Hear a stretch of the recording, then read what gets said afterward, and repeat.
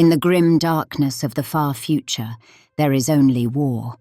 I learned that lesson early.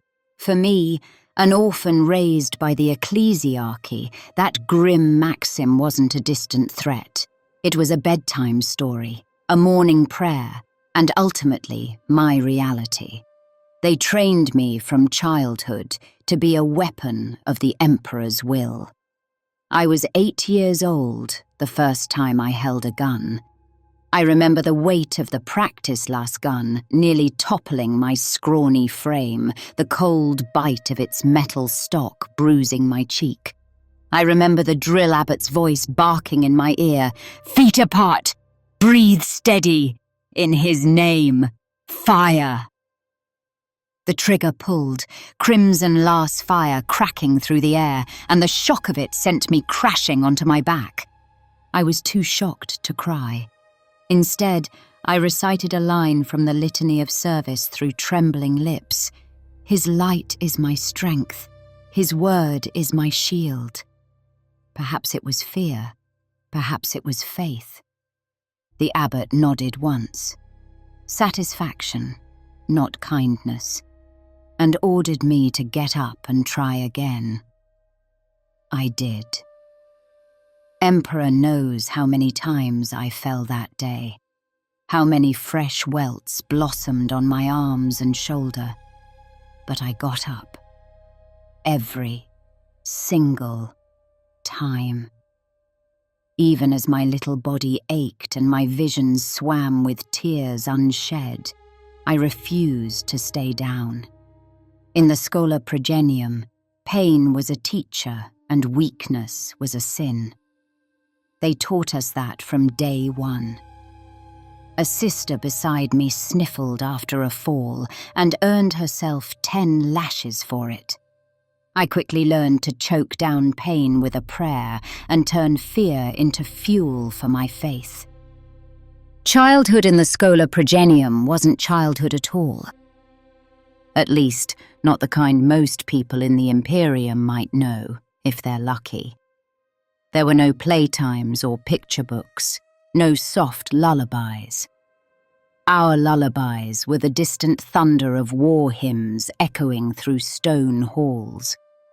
Our playground was the firing range and the obstacle course. We wore scratchy grey uniforms and kept our heads shaved close, more for discipline than hygiene. Each morning began before dawn with a deafening klaxon and a rush to assemble in the courtyard. If you were too slow or your boots were mislaced, the instructors noticed. Thrown, they always noticed.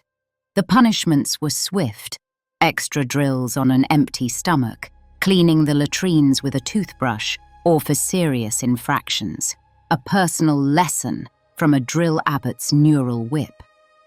I recall one grim evening when our entire dormitory was denied rations for a day because a girl had dared to groan during the pre-dawn litany. We learned fast. Even a moment's lapse could bring collective punishment. In the Schola, suffering was a teacher, and unity meant all shared the consequences.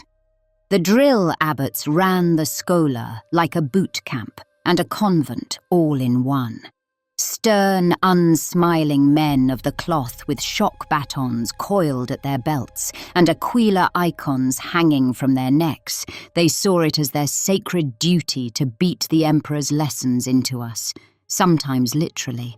They taught us reading and writing by making us copy the Lectitio Divinitatus and the Book of Cain until our fingers blistered. They taught us history by reciting battles and martyrs and making us memorize every glorious sacrifice. But most of all, they taught us obedience and faith. Death is not failure, one abbot used to thunder at the podium of the chapel schoolroom. Fear is not failure. The only failure is to doubt, to hesitate in obeying his will. Hesitation is heresy. Remember this, progenitor. We remembered. It's hard to forget when such words are accompanied by the crack of a cane on your desk or a shock from a collar. I never knew my parents. They fell in service to the Emperor, that much I was told. Perhaps they were Astra Militarum officers, or Imperial Navy crew, or lowly clerks who died at their posts. It hardly matters. In the eyes of the scholar, we were all the same. Blank slates to be written with the scripture of the Imperial Creed, raw ore to be hammered into weapons for the Imperium's wars. I sometimes wondered, in the dark of night after lights out, if my mother had the same colour eyes as mine, or if my father ever held me. Those thoughts felt like treachery to my purpose, and I'd banish them by whispering the prayer of absolution until the doubt fled. Sentimentality was weakness. Only the Emperor deserved our love now. They fed us just enough to grow strong, but never enough to grow idle. Nutrient gruel, coarse bread, water that tasted of recycled tin, sustenance, not enjoyment. On feast days, we might get a cup of sweet tea and a bowl of broth as a taste of luxury, accompanied by a stern reminder that many on distant worlds starved in darkness, so we must always be grateful. I learned to be grateful for even the smallest things. A night without a beating, a day when I managed to recite my catechisms without a single mistake, earning a rare nod of approval from a tutor. In the Schola dormitory, after a day of drills and prayers, we girls would collapse into hard cots with thin blankets. Lights out meant exactly that. You did not dare strike a match or whisper after curfew. Still, in those brief moments before exhaustion claimed us, sometimes one of my bunkmates would dare to murmur a secret fear or a hope. Not me. I bit my tongue and breathed slow, feigning sleep or else listening in silence. I didn't want the sisters in training or the overseers to think I harboured doubt.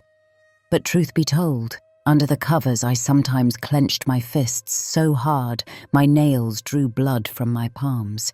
Pain to keep me focused, to drown out the quiet, treacherous voice inside that wondered if I could really live up to what they wanted me to be. From time to time, a girl would disappear from the dormitory. One evening, she'd be saying the litany of the diligent with us, and by next evening her bunk was empty, her few belongings gone as if she never existed. We all knew what it meant. Some failed an exam or showed a spark of defiance or simply didn't have the unyielding faith they demanded. And she was removed. To where we never asked aloud. Some might be reassigned to menial labour in the administratum, others perhaps to the navy as ratings. And some, the truly unfortunate or disobedient, might be sent to the Orginia or penal legions. The abbots liked to remind us, the Emperor protects, but he also expects. Fail him, and no one will protect you. I took that to heart. I remember one girl in particular. Her name was Callie, a frail thing with big green eyes that always looked sad. She struggled to keep up in the physical drills due to a bad leg. We all saw the abbot watching her stumble during a march one chilly morning. That noon, Callie was called into the head proctor's office. We never saw her again. That night, as we lay in silence, someone sniffled Callie's name and a soft prayer for her soul. The next second came the crack of the duty sister's baton on the doorframe. Silence! Do not pray for the Emperor's rejects! We learned quickly not to mourn aloud. Instead, I channeled my anger and sorrow into determination. If the Emperor required perfection, I would scour myself until I was as close to perfect as a human girl could be. At age 12, they singled me out, along with a handful of other girls from my year. We were marched to a chamber beneath the chapel, a place of echoing stone and flickering candlelight, smelling of incense and ozone. A stern-faced woman awaited us in gleaming power armour, painted black with red and white trim. A living saint? I thought for a heartbeat, awed. But no, she was mortal. Yet to me then, she was the most imposing figure I'd ever seen. This was a Sister Superior of the Adepta Sororitas from one of the Order's militant. Her gaze passed over us like we were new recruits on parade. In that moment, I realized why we were there. This was our evaluation for suitability to join the sisterhood. My throat was dry. I dared not even breathe too loud. One by one, we were ordered to step forward and proclaim our devotion. I recall the first girl's voice cracking as she declared her life for the Emperor. The second wet herself out of terror when the Sister Superior looked her way.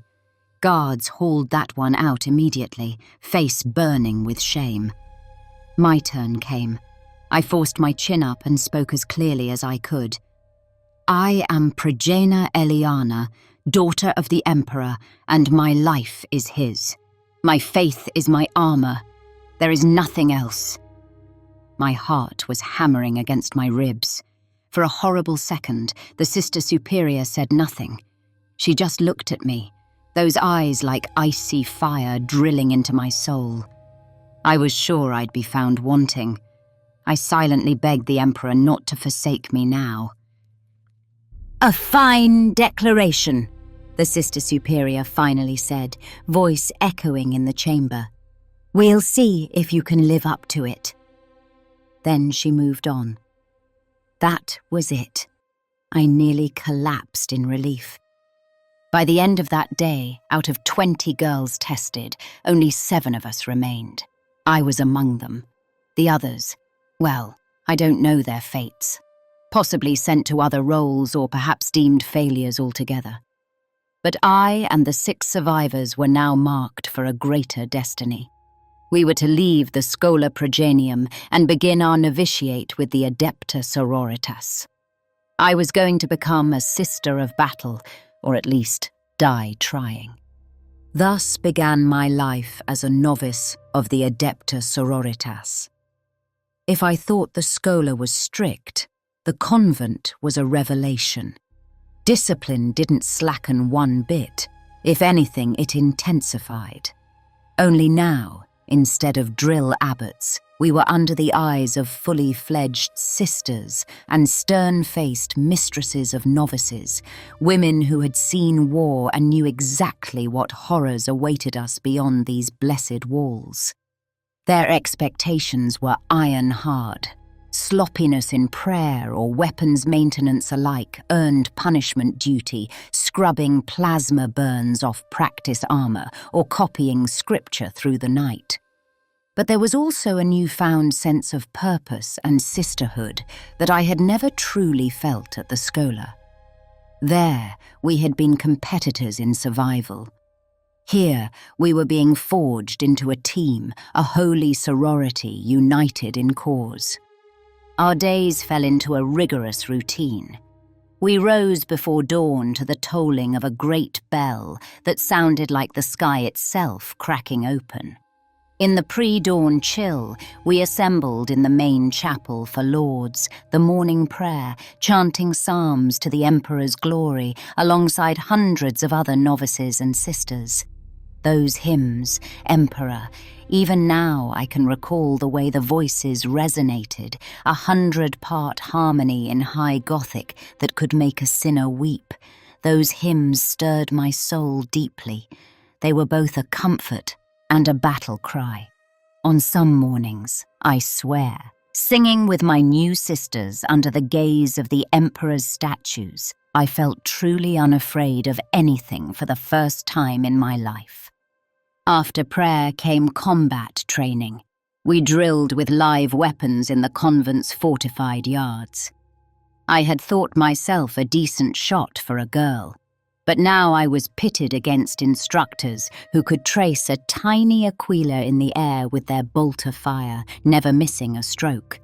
Under their tutelage, I learned to strip and reassemble a bolter blindfolded, to field repair a flamer's pilot light with nothing but a pin and fervent cursing, and oh, did I learn that even sisters have their own kind of curses, usually invoking heretics' graves or whatnot.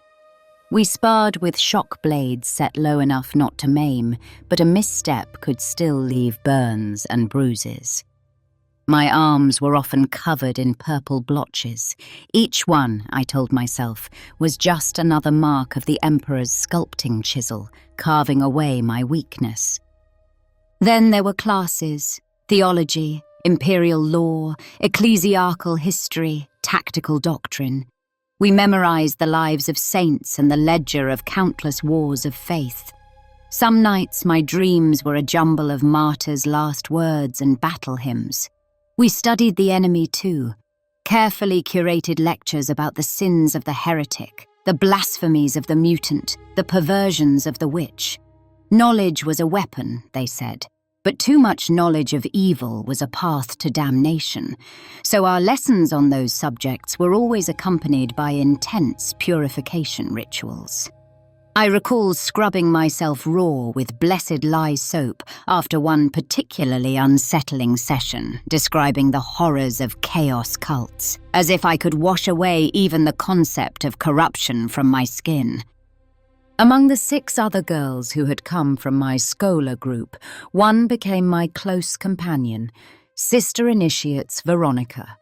Veronica was a tall, strong girl with a hearty laugh, a rarity in our world, and a talent for marksmanship that far outstripped mine. We found ourselves paired often, in drills, in studies, perhaps because we balanced each other. I was better at memorizing catechisms and analyzing tactics. She was fearless in hand-to-hand combat and could hit a moving servitor's eye at 200 paces with her bolter. More importantly, Veronica had a way of easing the grim tension with a quiet joke or a nudge when I got too in my own head. At first I was shocked by her occasional irreverence, a novice making jokes about the cafeteria's corpse-starch stew or imitating the chaplain's severe drone behind his back. But her humour was never truly disrespectful. It was a pressure valve for sanity. Gradually, I even learned to join in, if only by offering a wry comment or a faint smile. It felt strange and almost forbidden to smile, but I learned that a dash of levity kept us grounded. The truth is, Veronica became the closest thing I had to a friend since, well, possibly ever. Not that training left us much time to chatter. The days were exhausting. By lights out, we often fell onto our cots in the Novitiate dorms without a word, muscles trembling from exertion. But I remember sometimes, in the dark, Veronica would whisper, "Eliana, you awake?" And if I was, she'd mumble something like, "If we survive this, remind me to petition the Ecclesiarchy for cushions on the kneelers. My poor knees have calluses on calluses." I'd stifle a laugh and whisper back, "If we survive this, you'll have bigger honours than cushions, Veronica." She'd reply, "Oh, I know. Cushions and a foot massage by a canoness at least," which would make me snort until we earned a glare from a supervising sergeant. It was silly, but those exchanges kept our humanity intact. "It is not enough to serve the Emperor, or even to love him. You must give to him all that you had, all you have, and all you shall ever have." Those words from the rule of the Sororitas rang in my ears as we novices knelt in the great basilica on our first day at the convent. You must give yourself over utterly and entirely to his divine will and become a vessel of that will. Only then is your sacrifice fitting. It was an intimidating mandate, yet stirring. As I knelt there repeating the oath, I felt both humbled and galvanized. I silently promised that I would strive to live up to that standard, no matter the cost. Our days at the convent blurred together in a holy grind of training and worship. One afternoon stands out starkly from my novitiate. They marched us into a stone courtyard known as the Court of the Penitent. Lined up against one wall were a half-dozen ragged men and women, prisoners, eyes downcast, each chained to an iron post. I could see the branding on their cheeks, the stylized serpent of the heretic cultist. My stomach tightened. We'd heard that sometimes the order gave novices a chance to prove their will by executing the emperor's foes, but I hadn't actually believed it until that moment. Our mistress of novices, Sister Eliana, ordered us to form a firing line. My heart began to pound.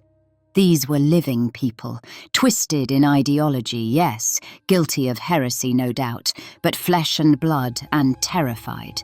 One prisoner, a woman with matted hair, was quietly weeping, her shoulders shaking. "Aim!" Sister Eliana commanded. We raised our training bolters. These were not practice las guns, but full-fledged bolt guns, though loaded with low-yield rounds. I found my sights resting on a gaunt old man. His lips were moving in silent prayer, to the emperor or to his dark gods, I could not tell. "Fire!" came the command. Gunshots cracked in unison. My finger squeezed the trigger out of pure reflex and indoctrination. The bolter kicked, and I watched as the old man's chest exploded in a spray of blood.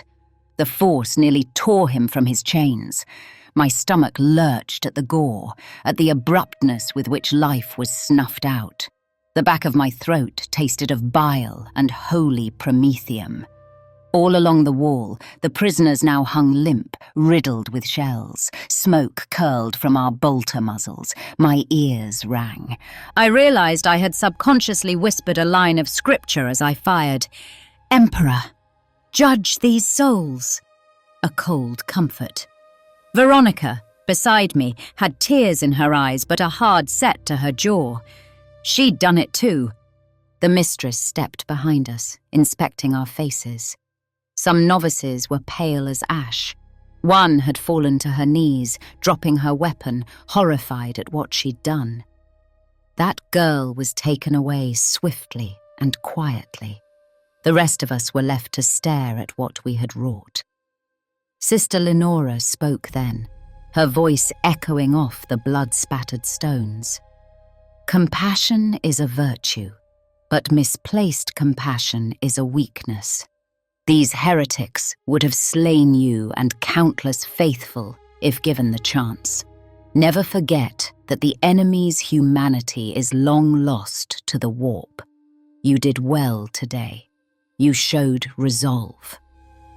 I swallowed the lump in my throat and forced myself to nod. Inside, though, as we marched out of that courtyard, I whispered a prayer for the Emperor's mercy.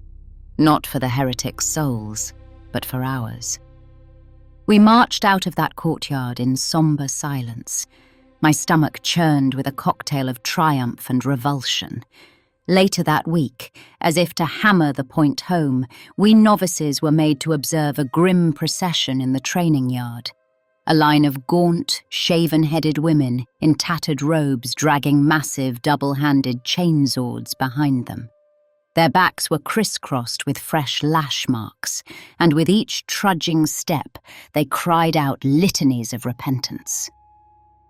A mistress of repentance strode alongside them, cracking a neural whip and urging them to louder devotion. These were Sisters Repentia, battle sisters who had failed the sisterhood's codes and now sought absolution in death. We watched in morbid silence. None of us had seen Repentia before. They looked more like walking corpses than the proud warriors we aspired to be. That sight chilled me to the marrow. The lesson was clear. Better to die in service than live in shame. I silently vowed then that if I ever met my end, it would be as a loyal battle sister, not as a disgraced soul begging for redemption through martyrdom. It was a cruel inspiration, but effective. From that day on, whenever fatigue or doubt gnawed at me, I only had to recall the haunted eyes of those Repentia to harden my resolve anew. We would not falter. We filed back to our duties after that episode. When the time finally came for our training to conclude, Our hearts were steeled by all we had witnessed and endured. By the end of our final trials, only a handful of us remained of the many who had begun. When our novitiate training neared its end after years of drilling, studying, praying, and bleeding together, we were deemed ready to take our vows and be elevated to full sisterhood. They gathered all the novices in the great hall of the convent, a cavernous chamber lit by thousands of candles and flanked by massive statues of saints, towering like silent guardians. The air was electric with emotion and incense smoke. We wore plain white robes that we had sewn ourselves as part of our final vigil, and each of us clutched a parchment bearing the oaths of adherence inscribed in our own blood, symbolic of the blood we were willing to shed in service to the Emperor. Hundreds of veteran sisters, canonesses, and even a few palatines were in attendance, forming an honor guard around the hall's perimeter. I spotted the armor of many orders, the black and red of our Martyred Lady, the ivory white of the Sacred Rose, the midnight of the Ebon Chalice, and more. Despite the solemnity, I felt a thrill. Soon I would know which of these orders would claim me. I silently hoped to remain with Veronica, for we had become as close as sisters by blood. The ceremony was long and steeped in tradition. A choir of sisters famulous sang an ancient hymn. We each stepped forward in turn, under the watchful gaze of the canoness preceptor, who stood on a dais like a judge and a benevolent mother all at once. One novice near me was trembling so hard, I was afraid she'd drop her oath parchment. When my name was called, Novice Eliana, I walked forward, knees quaking, but head high. "To whom do you give your mind, your body, and your soul?" intoned the canoness preceptor. "To the Emperor of mankind, my shield and saviour," I responded, voice surprisingly steady. "And will you promise to serve him, obey his will as interpreted by his holy church, and despise the foes of humanity with every fibre of your being?" "I do so vow in his name." She nodded, and a gentle smile actually touched her lips. "Then rise, Sister Eliana of the Order of our Martyred Lady. The Emperor welcomes your service." I blinked. Had I heard right? Yes, the Order of our Martyred Lady. That was to be my order. Joy and pride surged in my chest. It was the Order of St. Catherine, of St. Dominica's beloved companion, known for their resilient faith and martyr's spirit. An order renowned across the stars. I felt tears threaten the corners of my eyes as I rose. The canoness preceptor reached into an ornate reliquary box held by an attendant and produced a red and black shoulder pauldron, the left one bearing the white fleur-de-lis and a red lining. This was the mark of my order. With ceremony, she affixed it to my training armour, soon to be replaced with full power armour, but I wore a carapace plate for the ritual. It clicked into place, and something in me clicked too. In that moment, I truly became a sister of battle. Veronica was called not long after. To my immense relief and delight, she too was assigned to the Order of our Martyred Lady. I recall she actually let out a tiny, irreverent whoop of joy as she stepped back in line with me, which earned a few restrained chuckles from some older sisters and a faux severe glare from the canoness preceptor. My friend and I were to walk the same path at least a while longer. The Emperor had answered my prayer in that regard. By the ceremony's end, dozens of us had been assigned to various orders, each newly minted sister beaming with pride under tears of joy or steely resolve. In that grand hall, beneath golden icons and a fresco of the Emperor's triumph over the darkness, we recited our final vows in unison, our voices one. We give our lives to the Emperor, our souls to his purpose, our bodies to the flames of battle. In his name we stand, in his name we fight, in his name we die. His will be done. Thus I ceased to be novice Eliana and became Sister Eliana of the Order of our Martyred Lady. The title felt heavy with responsibility and yet exhilarating. That evening, after endless congratulations and a formal feast of welcome, where for once we novices turned sisters were allowed to sit among the full battle sisters as equals, Veronica and I embraced in the quiet of the dormitory we would soon be leaving. We were no longer students, but sisters, true daughters of the Emperor.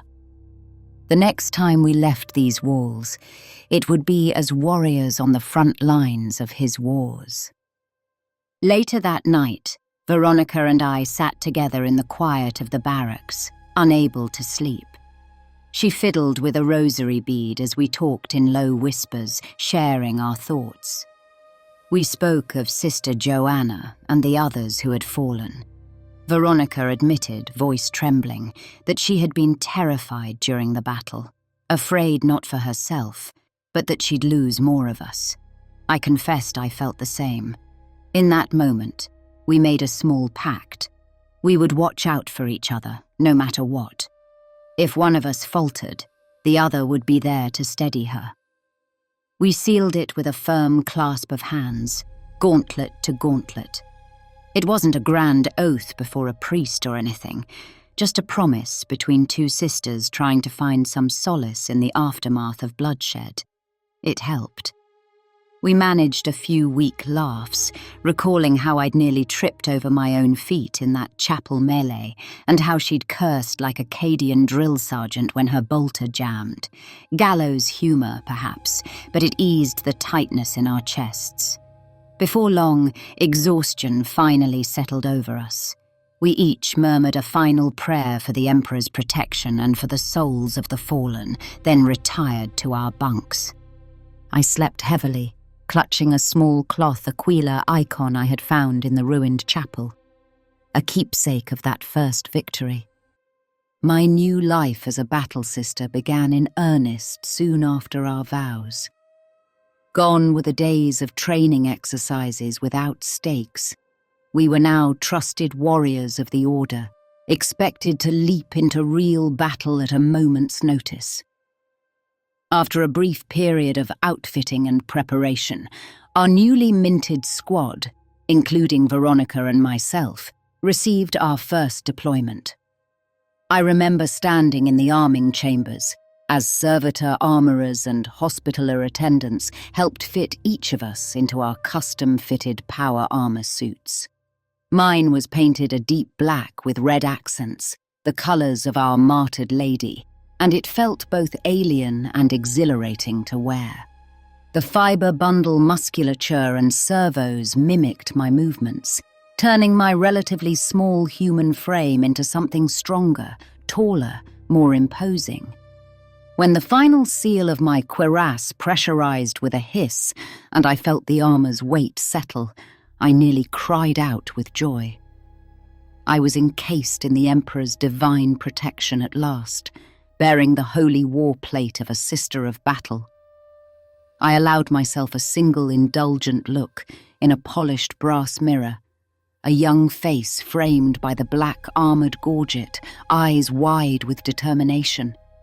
The image of an angel of death, though I barely felt like one yet. My weapons were issued that same day, a Godwin pattern bolter with the livery of my order and a chainsword for close quarters. I remember running my gauntleted fingers over the etched lettering along the bolter's casing, Veritas, truth. The naming of weapons is a tradition in some orders. Whether that bolter's name was inherited or bestowed by the attendant, I took it as a sign. Truth, delivered in .75 caliber explosive rounds. It was comforting. The chainsword, on the other hand, felt brutish and heavy at my side, I'd trained with one, of course, but carrying a live weapon humming with lethal teeth was different.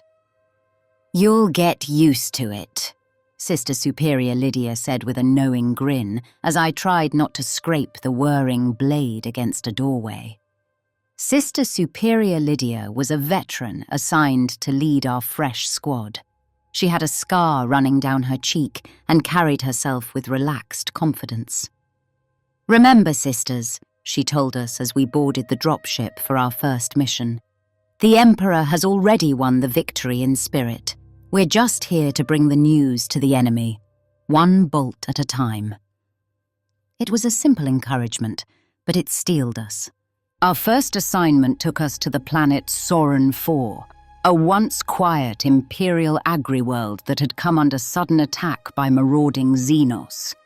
Specifically, a roving band of orcs, green-skinned, muscle-bound aliens who lived only for war, had descended on one of Saurin 4's primary farming settlements. Normally, local planetary defense forces might handle a raid, but these orcs were unusually well armed and had already defiled a small chapel, enraging the Ecclesiarchy. The Order dispatched 2 squads in a rapid response, and I was in one of them. I recall the dropship shuddering through turbulent atmosphere as we made our descent. My stomach churned with a mix of excitement and nerves.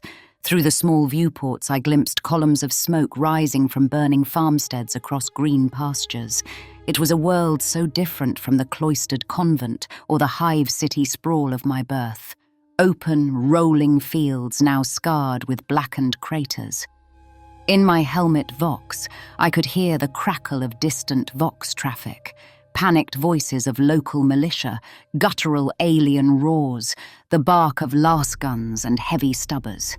We hit dirt near the besieged settlement's outskirts. The rear ramp clanged down, and at Sister Superior Lydia's command, we surged out in disciplined formation. Immediately, the sounds and smells of battle overwhelmed my senses. Smoke stung my nostrils, and the air reeked of promethium and charred flesh. The ground shook intermittently from distant explosions. In the fields ahead, I saw makeshift barricades where a handful of PDF troopers were hunkered down, firing desperately at hulking figures moving among the crops. The orcs were howling war cries, brutal, crude voices shouting in their savage tongue. "Forward, sisters, for the Emperor!" Lydia shouted. We advanced at a run. My very first real battle had begun. An orc burst into view, perhaps 30 meters ahead, clambering over a ruined agri-harvester. It was massive, at least a head taller than any man, with skin the color of rotten moss and a maw full of jagged teeth. It wielded a crude cleaver and some ramshackle firearm, and upon seeing us, it let out a delighted bellow of, "Humies to fight!" It raised its gun, but a disciplined volley from our squad cut it down before it could shoot. I fired my own bolter in that salvo, the first time I'd ever aimed to kill a living, breathing foe in open combat. Veritas bucked in my grip, and I felt the roar of its shot in my very bones. My round hit the orc square in the chest, and with a thunderous crack, the Xeno exploded into a mist of blood and shredded flesh, our blessed bolts blowing its crude armor apart. It was shockingly fast. One moment that barbaric creature was alive, charging, the next it was red ruin on the grass. I found myself grinning fiercely behind my visor, not out of glee at death, but in exhilaration that our training had paid off. The Emperor's wrath was indeed made manifest through our bolters. We pushed forward. Around us, the PDF soldiers, the local guardsmen, who had been pinned down, saw our black-armored figures and began to cheer, renewed by hope. "The sisters are here! The Emperor's with us!" I heard one cry out. We passed their line, motioning for them to fall in behind or cover our flanks. They obeyed, ragged but encouraged, as we spearheaded a counterattack into the heart of the farm settlement. The orcs did not retreat at our approach. If anything, they charged all the more eagerly, drawn to a good fight. Savage creatures, they came at us in a mob, firing crude slug weapons that whined and pinged off our power armor. One of those slugs hit me square in the breastplate. I felt the impact like a sharp punch, but the ceramite held firm. I silently thanked the artisans of Mars for their craftsmanship and kept firing, mowing down another greenskin that had gotten close enough I could see the red of its beady eyes. Bolter shells blew apart limbs and torsos, yet still the horde came. "Purge them with flame!" came the call. Sister Bianca, a heavy weapons specialist in our squad, stepped forward, hefting a holy flamer. With a whoosh, a great cone of liquid fire sprayed out, turning advancing orcs into screaming torches. The flames were incandescent, even under the midday sun, painting grotesque shadows as the Xenos writhed and collapsed. I caught a glimpse of one orc, half its body ablaze, still stumbling forward, swinging a scorched axe until Veronica calmly put a bolt round through its skull. She gave me a quick thumbs up. She was in her element, focused and steady. Our squad advanced through the main street of the farming village. Wooden habs smouldered, some already reduced to piles of embers. I saw bodies of farmers, men, women, even children, strewn about or hanging out of broken windows. Some had clearly been trampled or hacked apart by the aliens. A hot coal of rage ignited in my heart at that sight. Any trace of pity I might have had for these orcs evaporated utterly. These monsters deserved no mercy, no ounce of compassion. "Emperor, give me wrath," I whispered, as we turned a corner and saw the largest concentration of orcs yet, clustered around the desecrated chapel at the village centre. The chapel was a small, humble thing, once white-plastered walls now stained with soot. A roughly painted glyph of some orc warband marked the front, obscuring the imperial aquila that had adorned the entry.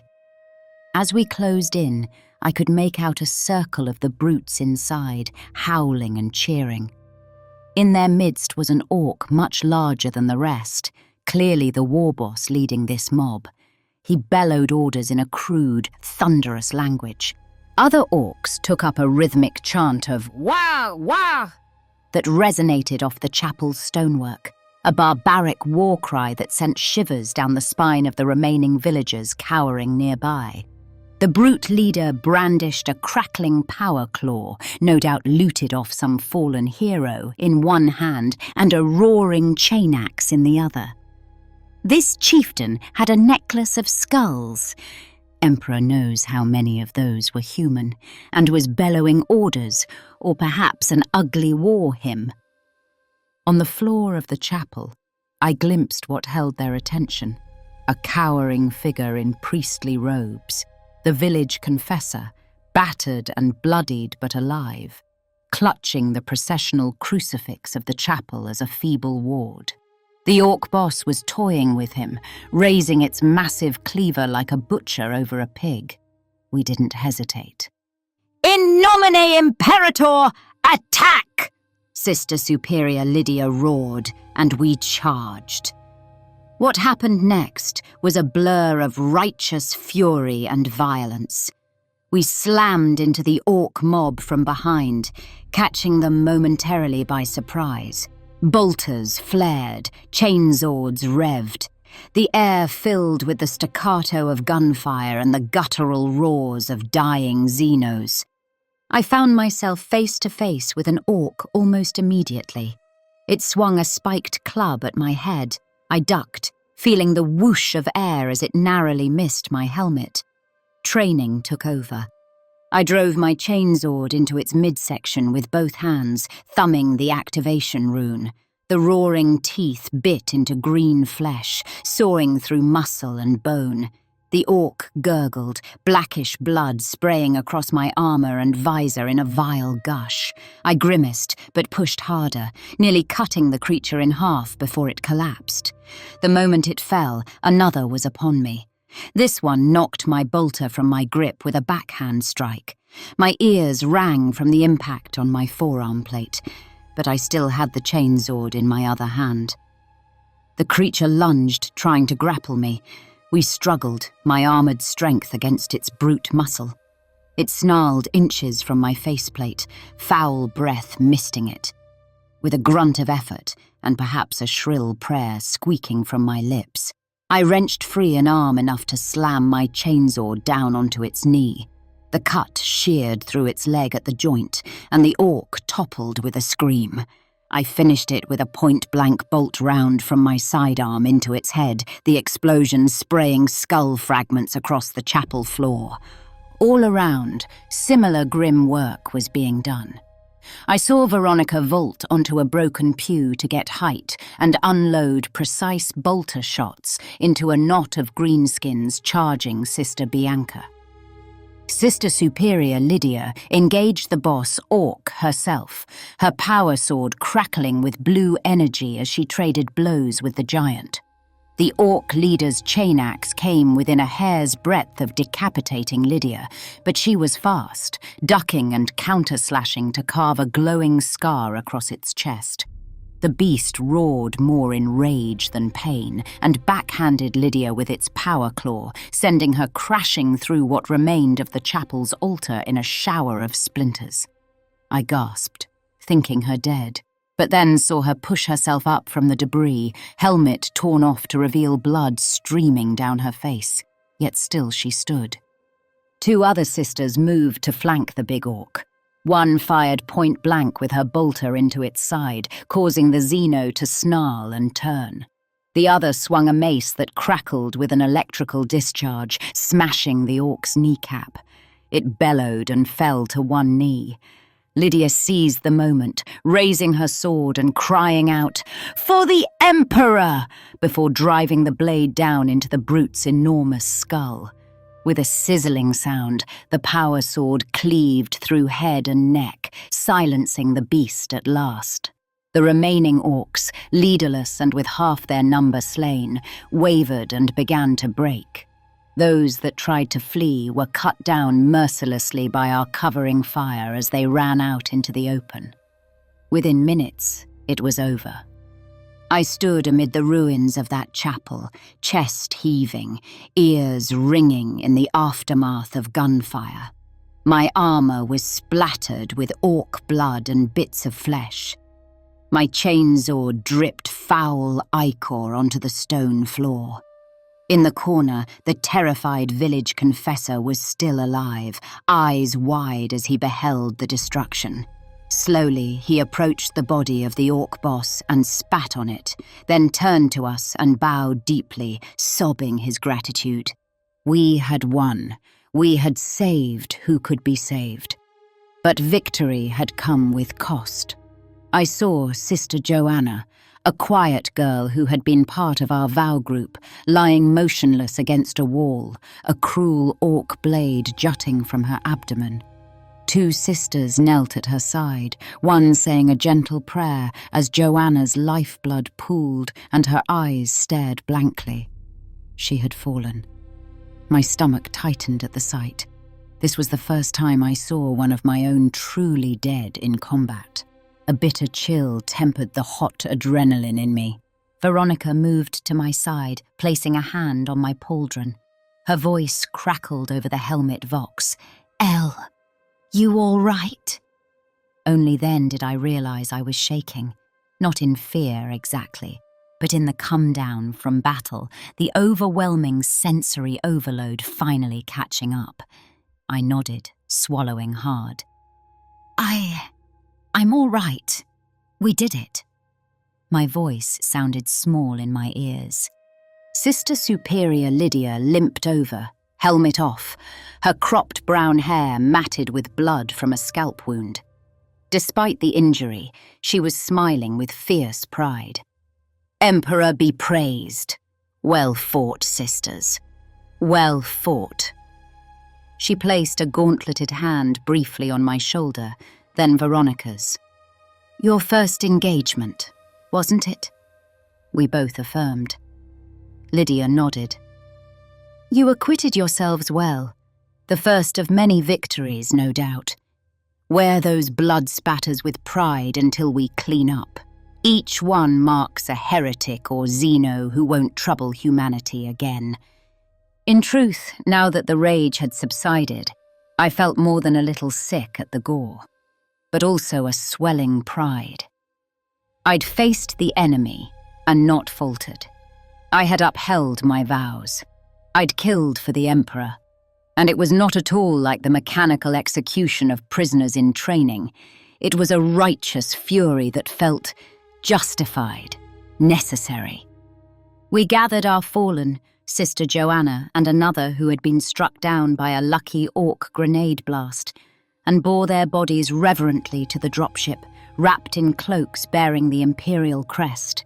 As we carried them, the surviving villagers and militia knelt along our path, whispering prayers for the dead sisters and reaching out to touch our armor in gratitude.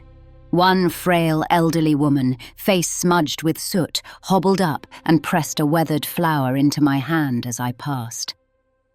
"Thank you, dear saint," she whispered, mistaking me for something far holier. I didn't know what to say. I'm no saint, just a soldier. But I squeezed her hand gently before moving on. A wide-eyed little boy peeked from behind her skirts. I managed a small smile for him and pressed the flower back into his tiny hands. "The Emperor protects you," I told him softly. He nodded, clutching that bloom like a treasure. Moments like that, amidst tragedy, reinforced exactly why we fought, so that innocents like him might see another dawn free of fear. Back aboard our dropship, as the engines carried us skyward once more, I found a moment amid the crowded bay to close my eyes and whisper a prayer for Joanna and the other fallen. It was the first time I lost someone I knew in battle. I felt sorrow, yes, but also a fierce resolve forming, to honor their sacrifice by carrying on the fight even harder. Death in service to the Emperor is its own reward. Life in failure to him is its own condemnation. The old saying came to me, and now I understood it truly. Joanna had not failed. She had given all. It was now on us, the living, to ensure it was not in vain. Our first mission ended in victory and a baptism of fire. When we returned to the convent, we received commendations and spent hours cleaning our weapons and armor in silence, each of us lost in our thoughts. That night, Veronica and I attended a requiem service for the fallen in the convent's chapel. The canoness spoke of the honor of martyrdom, of the martyred lady herself, who watches over each sister who lays down her life. Candles flickered as a choir sang the hymn of the fallen. I found tears on my cheeks as I sang, memories of Joanna's shy smile and quiet determination in training filling my mind. War had become very real to me that day, the glory and the horror of it. I had seen what orcs do to the innocent, and what we must do to stop them. There would be many more battles ahead, that I knew. But I silently hoped, as I lay down that night, that perhaps our presence had saved more than we lost, that somewhere in that ravaged village a child slept safe because of what we did. That thought gave me comfort and chased away the nightmares that would surely have come. A year and some months passed after that first baptism of fire. And in that time, Veronica and I, along with our sisters of the Order of our Martyred Lady, fought in several more actions across the sector. We purged a nest of mutant degenerates on Doria Prime, crushed a minor heretical rebellion on a void station where the gravity failed as often as the courage of the traitors, and even assisted an inquisitor of the Ordo Hereticus in hunting down a psycho cult that had taken root on an asteroid colony. With each engagement, I grew more confident, more hardened to the crucible of war. The nightmares that had haunted me after Saurin IV gradually dulled. In their place was a steely resolve and a litany of battle prayers ever on my lips. I won't pretend I didn't still feel fear or sorrow. I did, every time we lost a sister or saw innocents caught in the crossfire. But I learned to master those feelings, to bury them beneath faith and focus. My humour, such as it was, grew a shade darker and more sardonic. In this, Veronica and I became much alike. A kind of easy gallows banter between us often kept the dread at bay in the thick of fighting. It was after returning from a campaign in the Adrastapol system that our next great trial, the one that would twist my life into knots I could never have anticipated, began to unfold. We received new orders from our canoness superior. A detachment of our order was to travel to the shrine world of Sanctus Liss to assist with a growing crisis of faith.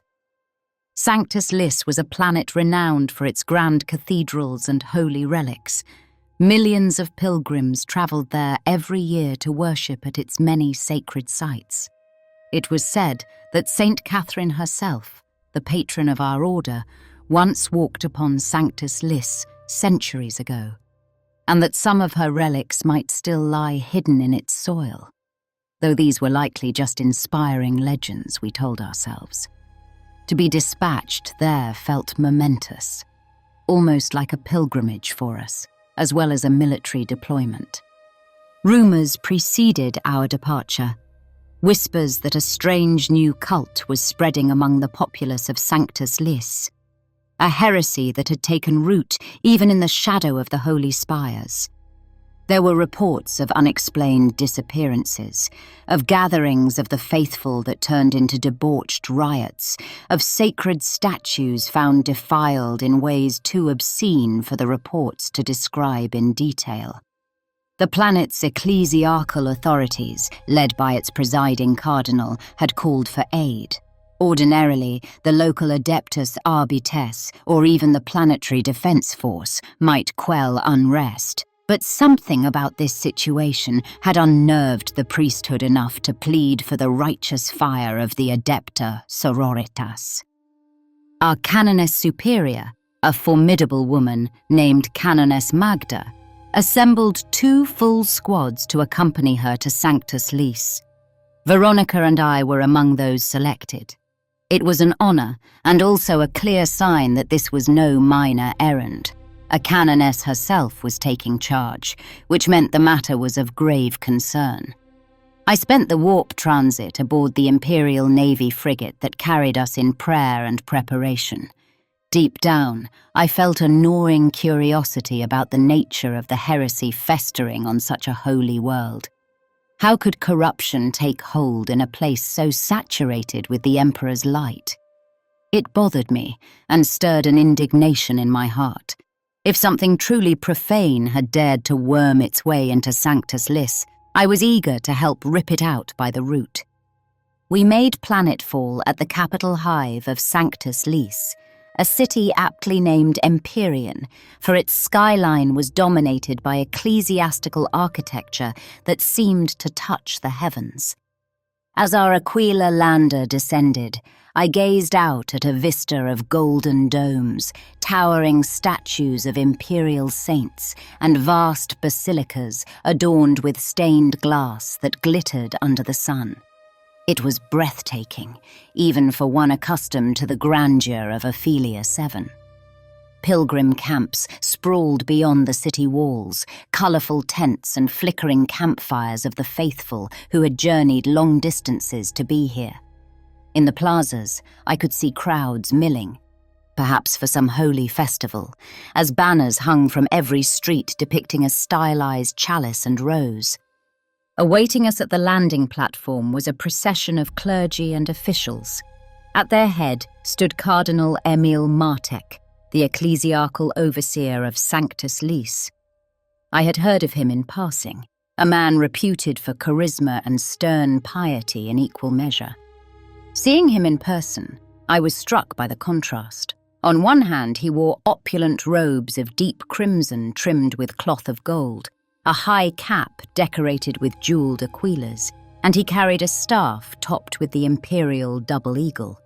On the other hand, his face was gaunt and ascetic, eyes dark-ringed as if from sleepless vigilance or worry. He welcomed our canoness with a florid bow and words thick with relief. "By the golden throne, you have come at last. We are blessed by your presence, revered Canoness Magda." Behind the cardinal, a small honor guard of frateris clergy and a few nervous-looking PDF officers stood at attention. I also noticed a pair of figures in somber black carapace armor with silver equals insignias lurking further back, inquisitorial acolytes, if I guessed rightly. The Ordo Hereticus must have sent agents to observe as well, though no full inquisitor revealed themselves at that moment. Canoness Magda, tall and imposing in her battle plate and red cloak, inclined her head respectfully. "Cardinal Martyred, the Adepta Sororitas are here to serve. We come with faith and fire to purge whatever darkness plagues this world." "Praise the Emperor for delivering you," the cardinal replied, making the sign of the aquila over his chest. His gaze flickered over Magda's shoulder at us, the armored sisters filing out behind our leader. I felt those eyes move across us. When his look passed over me, I could not help but straighten, as if an invisible weight pressed on my spine. For a fleeting moment, our eyes met. His were a curious grey, sharp and probing. He offered me a slight nod and thin smile, which I returned politely. Something about his gaze made the hairs on my neck prickle, a feeling I quickly chastised myself for. This was a prince of the church, an anointed servant of the emperor. It wasn't my place to harbour uneasy feelings. Yet, the moment stuck with me. We were escorted into the heart of Empyrean with all due ceremony. We boarded our rhino transports, brought along in our lander's cargo hold, and were escorted in a grand convoy towards the city's sacred heart. As we trundled through Empyrean's broad avenues, throngs of citizens pressed in from all sides. People cheered, reaching out to touch our vehicles or toss handfuls of flower petals that fluttered like confetti in our wake. Church bells rang from innumerable spires above, and choirs of children dressed in white sang hymns on street corners as part of the festivities. The air was thick with incense, drifting from roadside altars, and the mouth-watering scent of celebratory sweetbreads being sold by enterprising vendors. Even holy festivals have their commerce. Here and there, I glimpsed statues of saints overlooking the boulevards, their marble eyes seeming to follow our procession. If only those civilians knew the ugly reason for our visit. They hailed us as heroes and saviors, utterly unaware of the shadow hanging over their world. At the central cathedral of St. Liss, a massive edifice of marble and gilded statuary, we attended a briefing with Cardinal Martyred and his inner circle. The cathedral's nave was cleared except for our group. Great columns soared to a vaulted ceiling painted with a depiction of the emperor bestowing halos upon kneeling saints. Despite the majestic surroundings, the mood was tense. The cardinal's voice echoed as he laid out the situation. He spoke of a heresy of excess that had begun to take root. It started subtly, a sect calling themselves the Children of the Chalice, ostensibly just another minor congregation of zealots. But over recent months, odd deviations crept into their practices. Unauthorized gatherings at night, strange music and lights reported, even whispers of orgiastic rites. The cardinal spat the word with disgust. Local priests who tried to investigate either vanished or reappeared, changed, taciturn, with haunted eyes, only to disappear again later. The faith of the common people was being corrupted insidiously. What looked like common prayer meetings sometimes turned into riots of frenzy. The cardinal clenched his fists and admitted that even in some of his churches, congregants had broken into hysterical laughter or weeping without cause or begun chanting unsanctioned litanies. Listening to this account, I felt a chill. It sounded like more than simple heresy. It sounded like the touch of chaos. Though Martek did not say it outright, my mind immediately considered the ruinous powers. A cult of excess and twisted revelry could only point to the Dark Prince, Slanesh, the chaos god of depravity and decadence. I exchanged a glance with Veronica. From her clenched jaw, I could tell she had the same thought and was equally appalled. Canoness Magda pressed for concrete leads. "Where are these heretics concentrated? How can we identify them?" The cardinal wiped sweat from his brow. "That is the confounding part, Canoness. They hide among the faithful. They wear the emperor's face by day and the devil's by night. We have managed to uncover one site. A tenement in the lower Hab quarter was raided by Arbites after curfew. They found evidence of a gathering, excessive food, sacramental wine stolen from our stores, and—" he paused, moustache curling in distaste, "and remnants of some unspeakable acts, but the cultists slipped away. It's like chasing phantoms." One of the cardinal's advisors, an elderly confessor with cybernetic eyes, interjected, "One thing is certain. They plan something during the upcoming feast of Saint Valentine." I knew of Saint Valentine, a local saint of Sanctus Liss, celebrated annually with a grand mass and public procession. The feast was mere days away, explaining the banners and throngs of pilgrims I saw outside. "A high holy day," the confessor continued. "The cult's pattern of activity has been building toward it. We fear they intend a blasphemy of great scale during the celebrations, perhaps a mass sacrifice, or a profane demonstration to shatter the people's faith." The canoness's eyes narrowed. "Then we must root them out before that day, quietly if possible. If not, we will be ready to respond with force." She began outlining orders. One squad, Veronica's and mine, under Sister Superior Lydia, who was also with us on this deployment, would coordinate with the Arbites to investigate suspected cult meeting sites. Another squad would guard the holy sites and keep an eye on any suspicious behavior during the lead-up ceremonies. The cardinal assured full cooperation and even offered a few of his trusted clerics to guide us in the city's underbelly. Throughout this meeting, I mostly listened, standing at attention with Bolter resting against my hip.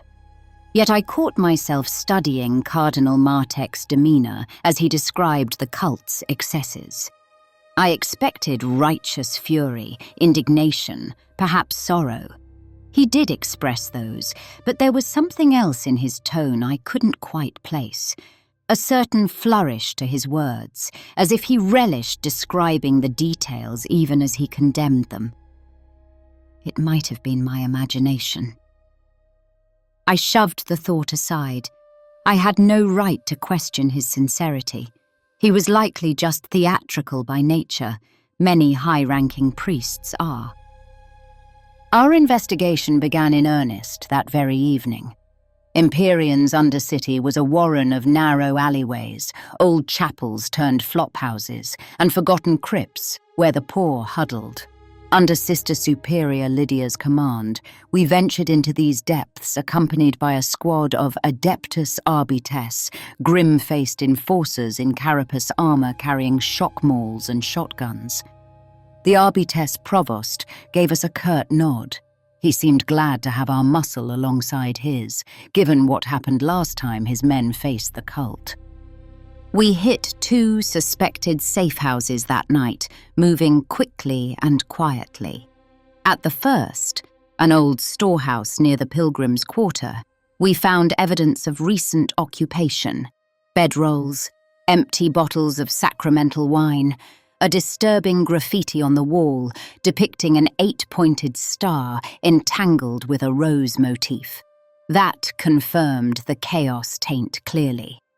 But the cultists themselves were gone, likely tipped off or in hiding.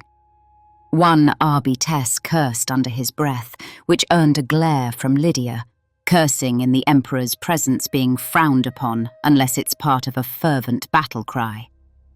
She herself kept silent, but I could see frustration in her stiff posture. The second site was a refuse processing basement that our informant suggested was used for illicit gatherings. We descended iron steps, slick with algae, into a chamber of damp stone.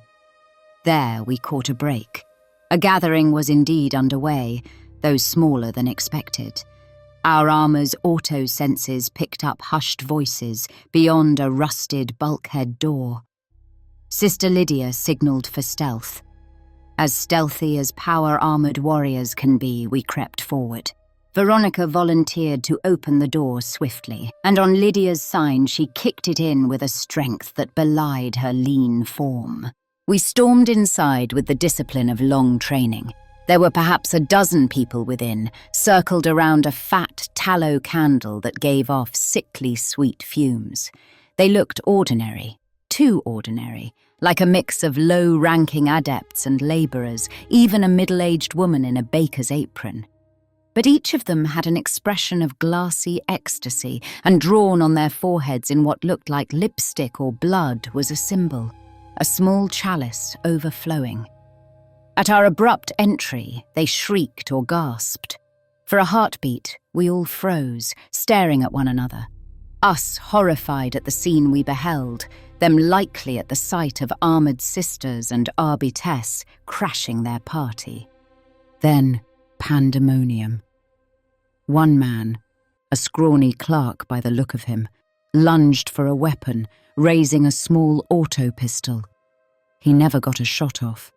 A red flash from Veronica's bolter caught him in the shoulder, spinning him down with a cry.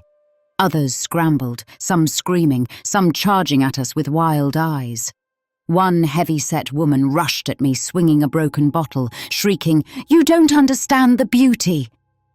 I parried her with my gauntlet and struck her in the gut with the butt of my bolter, dropping her winded. In seconds, the arbitess and sisters had all the cultists either subdued or dead. Miraculously, we managed to leave most alive. A conscious decision by Sister Lydia, who ordered us to use restraint unless our lives were threatened. We needed intelligence more than corpses. I secured one young man by wrenching his arm behind his back and forcing him to his knees. He was weeping, whether in fear or from withdrawal of whatever unholy ecstasy they'd been indulging. I couldn't tell. Up close, I noticed his teeth were filed to small points, and his breath reeked of some narcotic. Disgust and pity warred in me. We interrogated them on the spot, while waiting for a prisoner transport. Under the stern encouragement of the arbitess, and a few pointed gun barrels from us, one cultist after another blubbered out fragments of information. They spoke of a coming revel when the Scarlet Lady would bless all with unimaginable sensations. They mentioned gathering beneath the crucible where the martyr rests. It was mostly cryptic raving. One man giggled incessantly, even as an arbitess smacked him for attention. Finally, the man I had pinned, the young one with filed teeth, seemed to regain some coherence. "You fools!" he spat at me suddenly. "You think you can stop her? The feast day. It's so soon. We will cast off our chains of misery and bathe in 1,000 delights. Even your precious cardinal will—" He choked, eyes bulging. I hadn't tightened my grip, so I eased up, thinking I'd accidentally hurt him. But his face turned purple, veins bulging, as if some invisible hand clutched his throat. "Emperor's mercy, what's happening?" Veronica exclaimed beside me. The arbitess stepped back, making warding signs. The young cultist convulsed, foaming at the mouth. I realized with horror that something, likely a psyker's curse or a chaos trigger, was killing him rather than let him speak further. I tried to elicit more, shaking him. "What about the cardinal? What were you going to say?" He managed one last strangled whisper. "Even the cardinal drinks from the chalice." Then his eyes rolled back, and with a final rattling sigh, he collapsed, lifeless. A cold dread settled in my stomach. Even the cardinal drinks from the chalice. Was that literal? Figurative? It sounded almost like an accusation. I looked around at my sisters. Veronica's face mirrored my alarm. Sister Lydia frowned deeply but maintained her composure. "It could be mad ravings," she said slowly, "or it could mean this cult has infiltrated the clergy at a high level." She did not say, "The cardinal is suspect," but the implication hung heavy in the dank air. As we filed out of the audience chamber, Veronica sidled up next to me. Her expression mirrored my alarm. Under her breath, she muttered, "That cultist. He meant the cardinal, didn't he? Emperor's truth, Eliana. Could it be?" I tightened my jaw. We both knew what we had heard, but voicing it felt dangerous. "I don't want to believe it," I whispered back. "But something is wrong here. Keep your eyes open. We trust the Emperor, not any one man." She gave a slight nod, though her face was pale. We said no more. There were ears everywhere. But my heart was pounding. We reported our findings to Canoness Magda and Cardinal Martyred later that night. In the Cardinal's private audience chamber, a lavishly appointed office in the cathedral, we laid out the symbols, the mention of a scarlet lady, likely a vile reference to Slanesh, the Dark Prince, and the warning about the feast day. I watched the Cardinal's reaction keenly. When I described the chalice symbol and the phrase, "drinks from the chalice," I could swear his left eye twitched. He crossed himself and declared, "Lies and blasphemy. The wretches will say anything to tarnish the righteous. I assure you, Canoness, none of my clergy would ever be involved in such filth." Canoness Magda remained diplomatic, but she pressed him. "We must consider every possibility, Eminence. If there is any chance a member of your flock, Emperor forbid one of your priests, has been compromised, you must be vigilant." Martyred drew himself up, looking wounded. Of course. I have already been vetting my subordinates. Trust that I will redouble those efforts." He managed a wan smile. "We all desire the same thing, the purging of this abomination. I welcome your scrutiny." Though his words were cooperative, something about the tension in his voice struck me as forced. As we left the meeting, my mind churned. Could the cardinal himself be under suspicion? The idea was almost unthinkable. A high servant of the Ecclesiarchy falling to heresy, but history had its share of such tragedies. The age of apostasy taught us that no rank is immune to corruption. Still, I pushed the notion down. It wasn't my place to make such accusations on a hunch. The next day passed in a flurry of activity. The feast of St. Valentine was tomorrow. We continued investigations, but the cult seemed to have gone to ground after our raid. The city was alive with preparations for the holy day, giving the cultists ideal camouflage amid pilgrim crowds. We did our best to spread out and monitor. Confessor processions wound through the streets, and I marched alongside one such procession, eyes scanning the onlookers for any sign of the chalice symbol or suspicious behavior. At one point, as I patrolled a plaza bedecked with streamers, a section of the crowd erupted into wild cheering and frenzied dancing. My heart leapt into my throat as our squad moved in, fingers on triggers, fearing a cultist rally. We shoved through a ring of onlookers, only to find a troop of pilgrims in harmless, ecstatic celebration. They were performing a miracle play in St. Valentine's honour, complete with joyous song and a little too much homemade sacramental wine fueling their enthusiasm. What looked like a riot at first was in truth just overzealous devotion. I felt a flush of both relief and embarrassment as we withdrew and allowed the revellers to continue, albeit under watchful eyes. It struck me then how difficult our task was. Distinguishing devout fervour from heretical excess was like passing shadows by candlelight. But such is often the duty of the righteous. All the while, Cardinal Martyred was front and centre in organising the religious festivities, giving speeches, leading masses, hearing confessions. If he was hiding ill intent, he hid it behind tireless piety. I watched him at High Mass in the cathedral that evening. He delivered a thunderous sermon about resisting temptation and holding true to the Emperor's light, how the faithful of Sanctus Liss must not falter in the face of insidious whispers. The congregation was moved deeply. Many were weeping in the pews, chanting prayers of repentance and devotion. It was powerful. It made me feel a twinge of guilt for ever doubting the man. Could a heretic speak with such passion about the Emperor?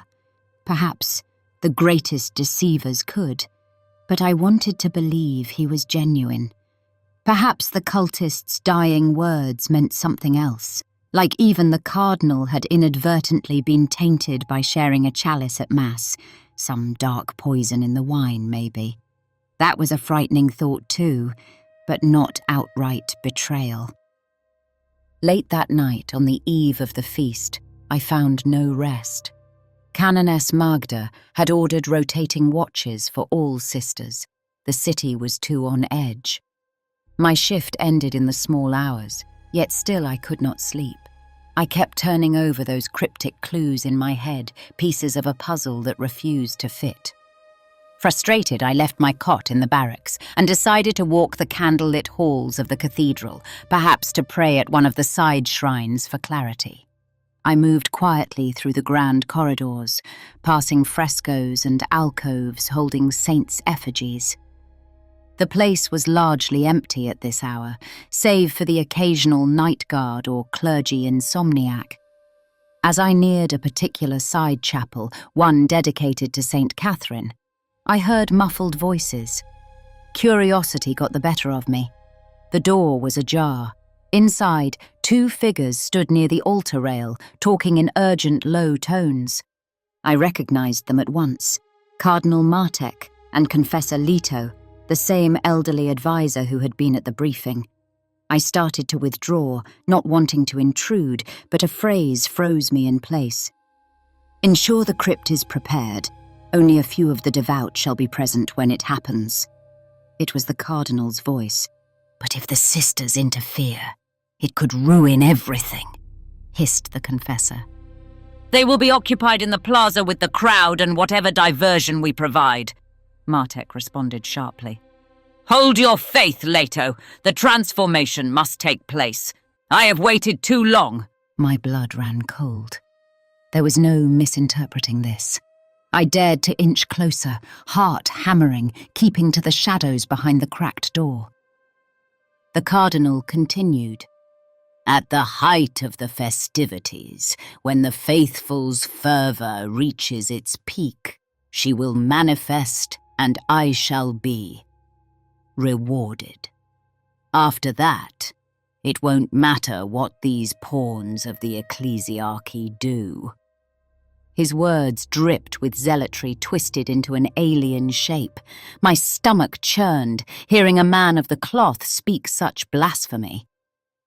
Confessor Leto sounded nervous. "The witch hunter suspects something. I saw his hounds sniffing around the lower archives.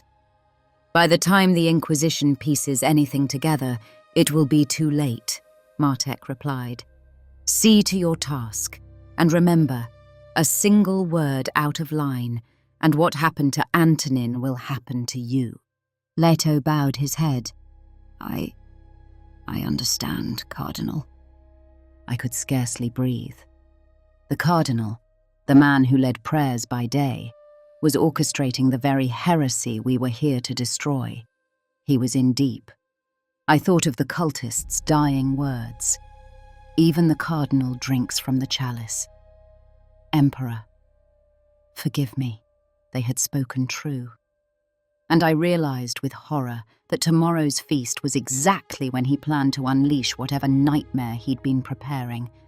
Perhaps summoning this Scarlet Lady, likely a demon of Slanesh, in some hidden crypt. The faithful gathered would be fuel for some obscene ritual. A mix of fury and fear surged within me. Fury at Martek's betrayal, fear at the scale of what might come.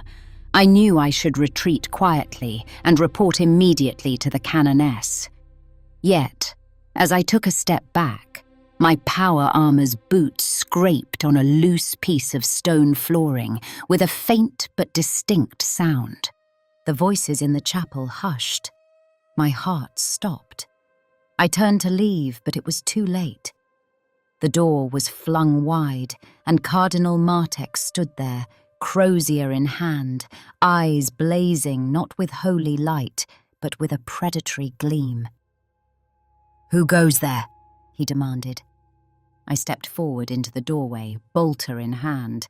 I had taken it even on my walk, as per standing orders to be armed. "Sister Eliana, Order of our Martyred Lady," I announced, voice echoing. The confessor behind him paled, taking a step back. The Cardinal's face shifted through a panoply of emotions in a second: surprise, anger, then an eerie calm. "Out for a late prayer, sister?" he asked smoothly, as if nothing were amiss, though I could see a tick at the corner of his mouth. I raised my bolter slightly, not outright aiming, but in a ready position. "Your Eminence," I said carefully. "I couldn't help but overhear." "Eavesdropping is a sin, dear child," he interrupted, stepping forward. I caught a whiff of something cloying and floral about him. Perfume? No, more like a narcotic incense. It made my stomach turn. "Spare me, Cardinal!" I snapped, emboldened by righteous anger. "I heard enough! You have betrayed the Emperor's trust. By his throne, I will not let you damn this world!" Confessor Leto blustered. "How dare ye—" But Martek silenced him with an upraised hand. Cardinal Martek regarded me with a pitying look, like one might a naive child. "You simple, pious fool," he said softly, almost sadly. "Do you not see? The Emperor has abandoned this cesspit of a galaxy. He sits silent in a tomb while we struggle and suffer. I have found us a new savior, one who offers joys and delights beyond measure. Tomorrow, this drab existence will end, and a glorious new age will dawn for those who trust me." His words dripped with zealotry twisted by foul promise. My stomach churned hearing a man of the cloth speak such blasphemy. "The only thing dawning tomorrow, heretic," I growled, "will be the Emperor's justice." I leveled my bolter fully now, my finger tightening on the trigger.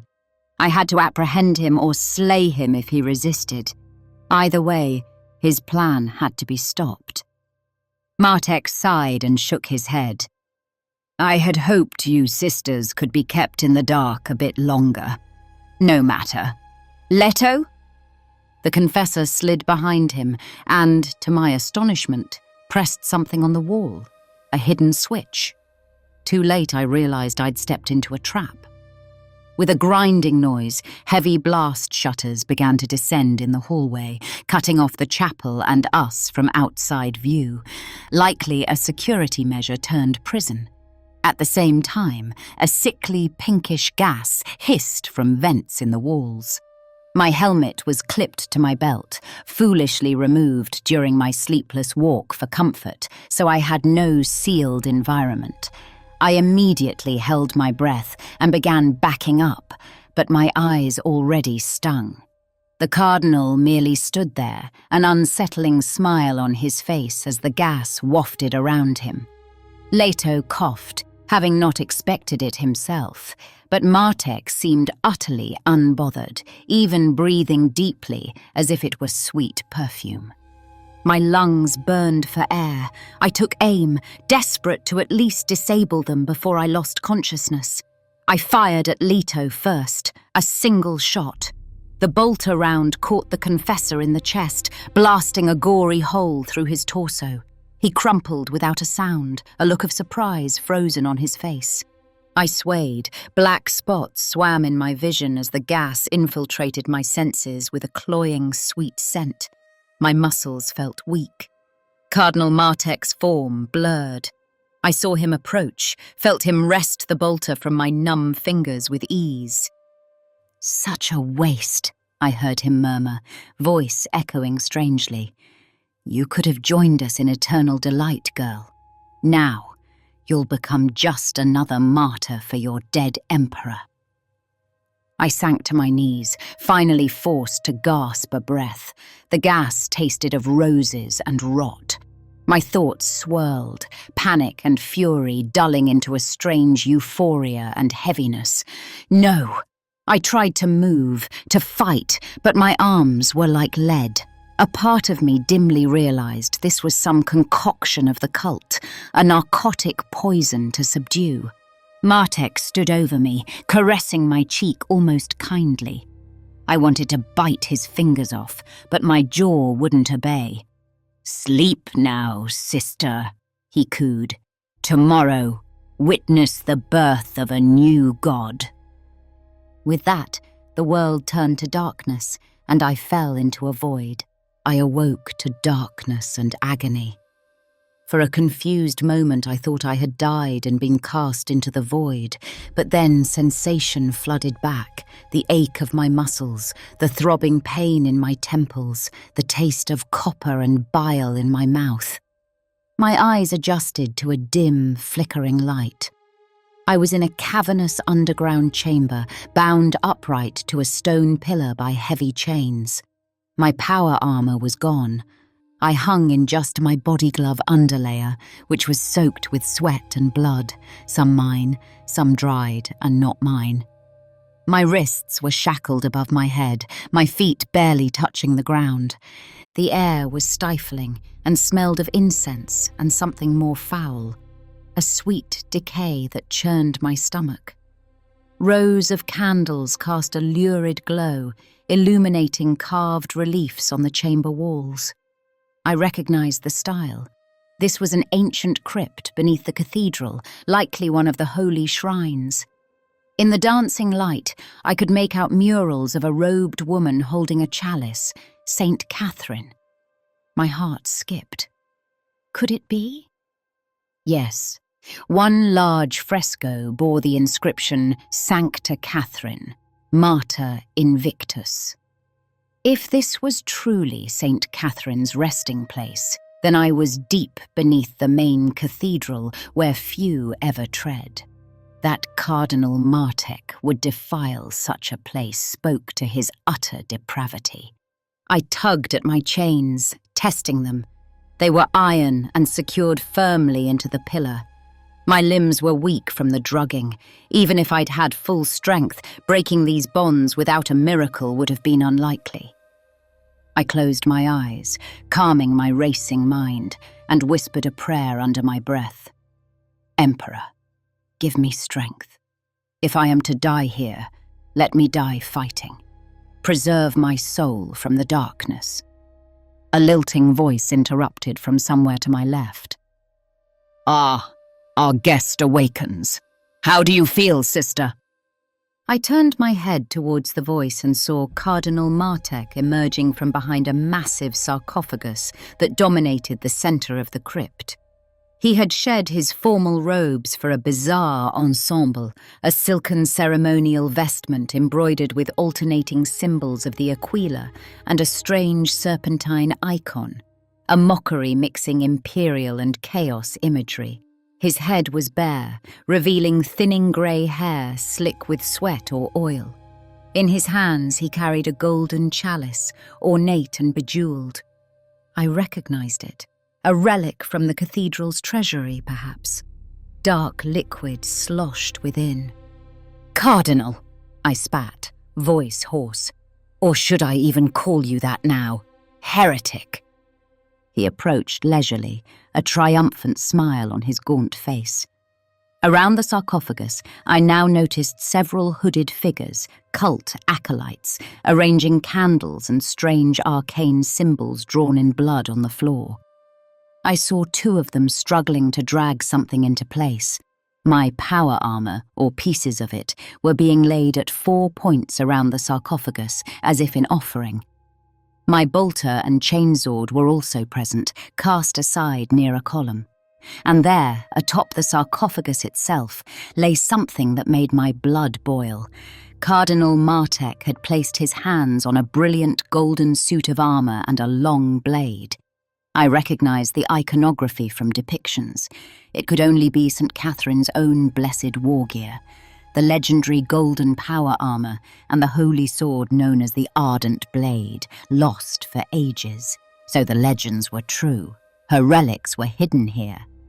And this monster was defiling them with his touch. He noticed my glance and patted the golden breastplate almost fondly. "Beautiful, isn't it? We discovered dear St. Catherine's trinkets some months back, quite by accident. A secret vault beneath this very crypt. I must thank your order for hiding it so well. I'm sure you would be displeased at our use of them." "Use? What are you planning, blasphemer?" I snarled, straining at the chains. "Desecrating a saint's remains, not enough for you?" He chuckled, the sound echoing off the vaulted ceiling. "My dear Eliana, I am beyond the need for your approval or understanding, but since you won't live to spread any tales, know this. St. Catherine's armor and sword carry a resonance in the warp, thanks to the faith invested in them. And here, on this holy ground, at this holy time, they will act as the perfect focal point to welcome our guest into the material realm." He lifted the golden chalice in a mock toast towards the ceiling. "Even now, above us, thousands of souls exult in St. Valentine's feast. Their ecstasy, their fervor, it all feeds the veil between worlds, thinning it. Such delicious irony. The more they worship, the easier it becomes to tear open reality." I felt sick. He was turning the devotion of the faithful into a weapon for chaos. "You'll never succeed," I growled. "My sisters will realize something's wrong. The Inquisition." "The Inquisition?" He barked a laugh. "Those fools have only suspicions, no proof. And your sisters are likely busy right now with the diversion we arranged. You see, some of my flock are stirring up a little chaos in the main plaza as we speak. Nothing too overt, just enough panic to keep the sororitas occupied chasing shadows while we complete the ritual down here." He stepped closer, looking me in the eye. I glared with all the intensity I could muster, but he seemed amused more than intimidated. "As for you," he said almost gently, "you've caused me some inconvenience, killing my confessor aide, Tisk. I had hoped to keep you unconscious until it was over, but since you're awake, you can serve as a witness, and a sacrifice, if needed." Two of the cultists came over at a gesture from him. One, a wiry woman with shaved head and fever-bright eyes, held a curved dagger. The other, a thick-set man, carried a censer emitting that same sweet narcotic vapor. They positioned themselves at my sides. I braced, expecting to be cut or drugged again. "For now, behave," Martyred warned. or I'll have them cut out your tongue.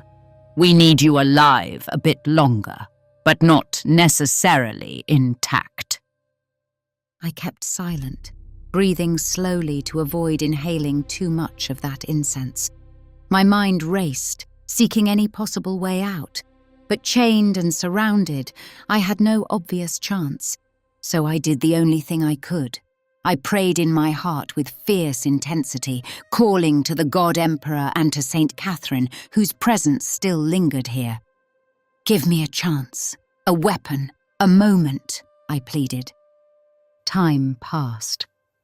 I heard distant thumps from above, perhaps explosions or weapons fire from the plaza. Occasional tremors sent dust raining down from the ceiling. The feast of St. Valentine was reaching its zenith. I guessed it was midday above ground. My sisters were likely embroiled in confusion, trying to quell whatever havoc the cult had unleashed up top. In the crypt, Cardinal Martyred and his inner circle began their ritual. They chanted in a guttural tongue that hurt my ears. I recognized snatches of it from our lectures on the enemy. Dark speech, the language of chaos. The hooded acolytes swayed, carving symbols in their own flesh, letting blood drip into bowls. Martyred donned a grotesque mask, resembling a leering demonic face, and raised that golden chalice high, reciting an invocation. A low vibration hummed through the air. The candle's flames shifted color, from orange to sickly pink and purple hues. The outlines of the crypt shimmered, as if I were seeing them through heat haze. I felt a pressure in my skull, a sense of presence watching from just beyond reality. The warp was drawing near. Fear crawled up my spine as I realized something truly was coming. It wasn't hyperbole. Something was pressing against the veil, eager to break through. The cultists began laughing and sobbing in turns, overcome by the sensations of their dark prayer. Some tore at their own clothes, others at each other in manic glee. The cardinal himself shook with ecstasy, tipping the chalice and drinking deep of whatever vile concoction was within.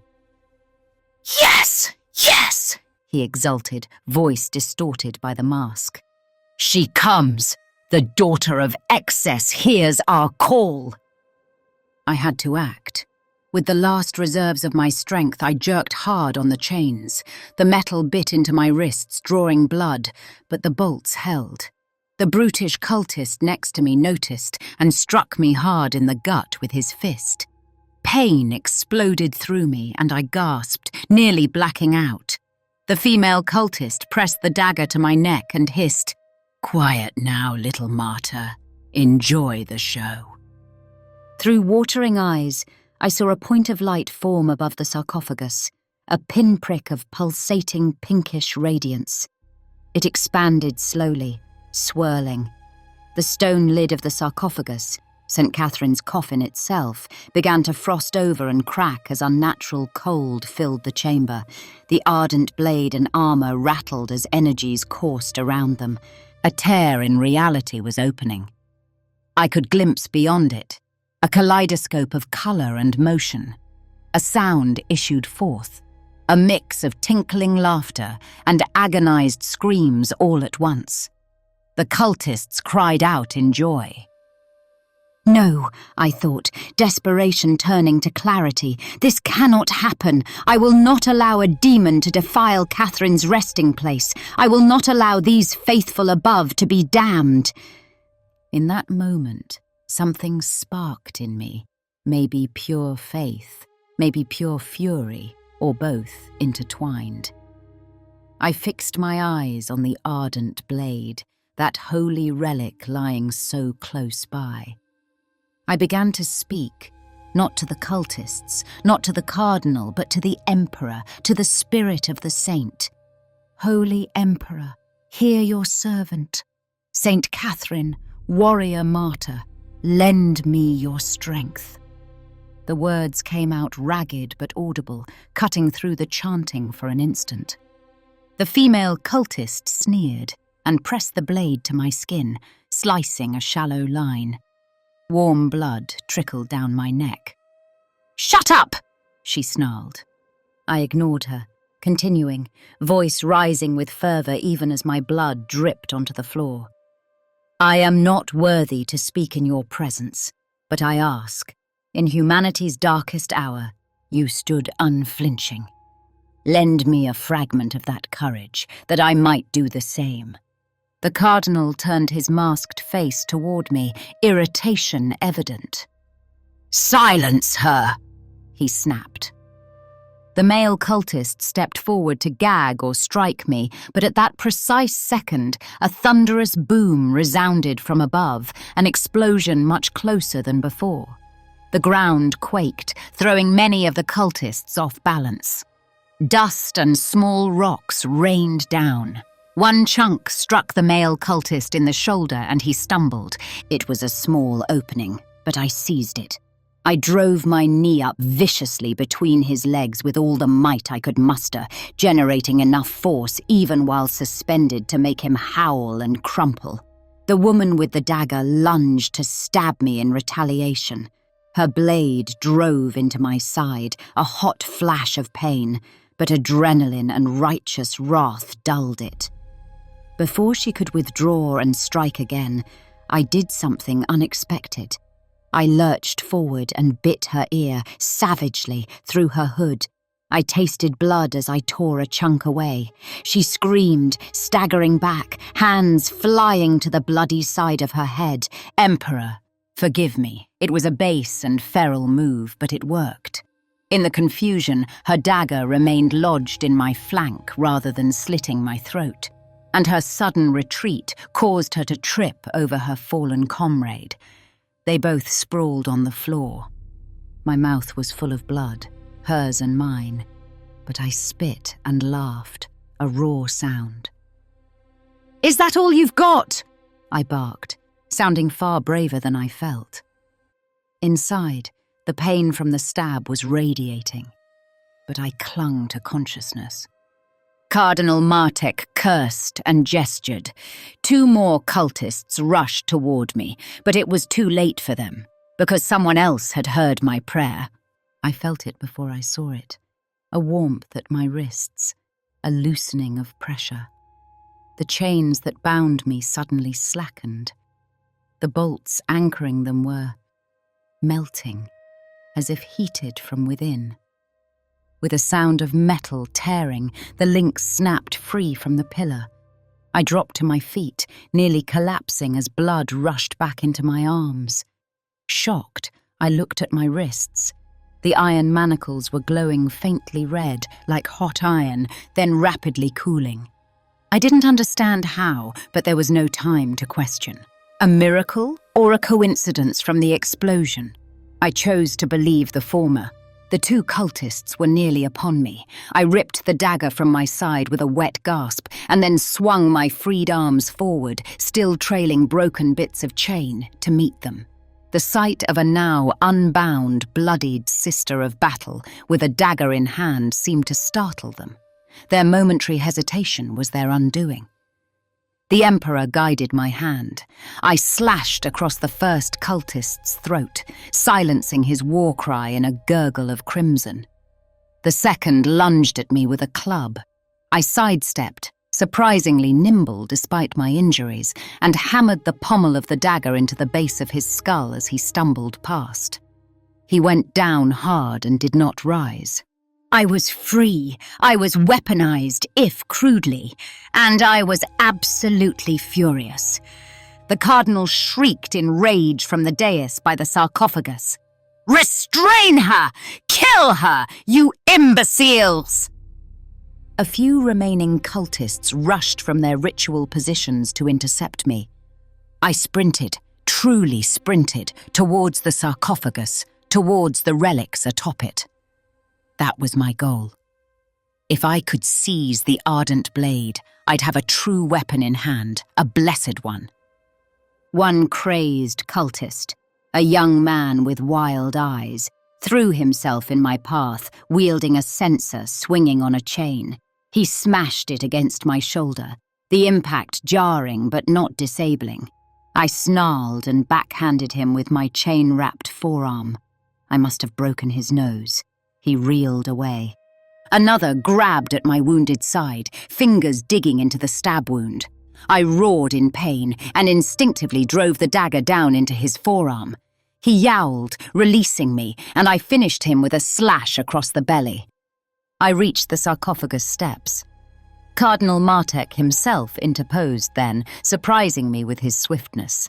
He cast aside the golden chalice, the liquid within spilling and sizzling on the ground, and in his hand crackled a weapon, a small but lethal-looking force rod crackling with warp energy. I recognized it as a kind of corrupted electro-goad or scepter, likely disguised as a religious staff until now. He thrust it at me. I barely twisted aside. Even so, the tip grazed my upper arm, and a jolt of dark lightning shot through me. My muscles seized, and I bit back a scream as I fell to one knee. "You could have basked in eternal bliss," Martyred hissed at me, voice distorted through his demonic mask. "Instead, you choose suffering, you ignorant child." He kicked at my face, and I raised an arm. His boot glanced off my forearm but knocked me off balance. From my knees, I glared up at him and managed a grin through bloody teeth. "Suffering is our prayer, didn't you know?" I gasped. "Faith is our armor." He howled and swung the force rod down like a club. I rolled desperately, and the rod struck the marble floor where I'd been, leaving a scorch mark. I scrambled, now at the base of the sarcophagus, where the relics lay gleaming. The ardent blade was right above me, out of its sheath, lying across the golden armor. If I could just... Martyred lunged, trying to stab down at me again. I threw myself onto the sarcophagus itself, half climbing it to reach the sword.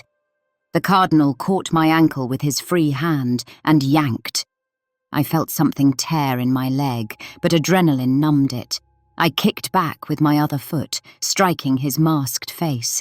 The mask cracked slightly, and he reeled, loosening his grip. My fingers closed around a hilt, not the ardent blade, but the handle of St. Catherine's armor, a piece of it. Frustration surged, but then an inch further. Yes, my other hand grasped cold steel, the sword. I pulled it to me, and an almost electric tingle ran up my arm as I hefted the ardent blade. It was surprisingly light, whispering through the air with grace as I swung it between myself and the cardinal. He stared at the sword and then at me. Slowly, he chuckled. "You think that will save you? A relic is only as powerful as the will of its wielder, girl. You are exhausted, wounded, and weak of spirit. That blade won't avail you." Perhaps he was right. I was barely standing.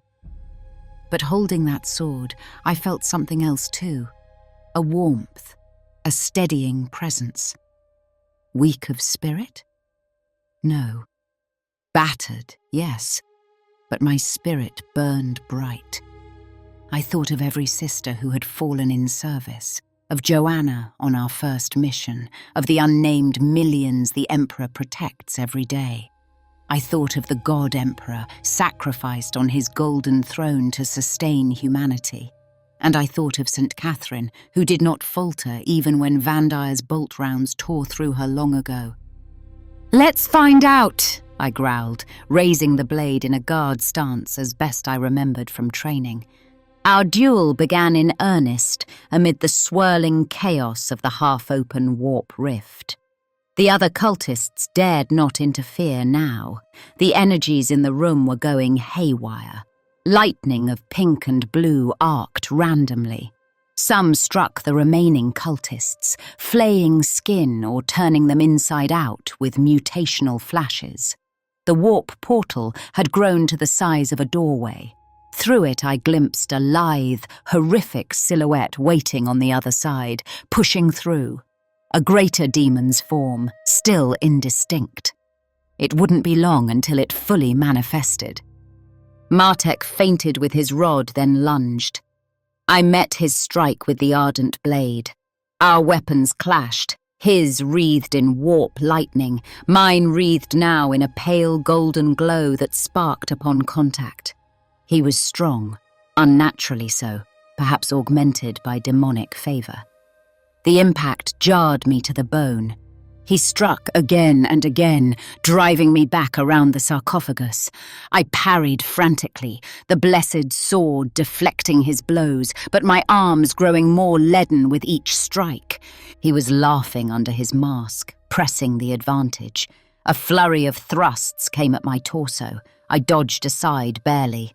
The rod grazed my ribs with a zap, and the pain made me stumble.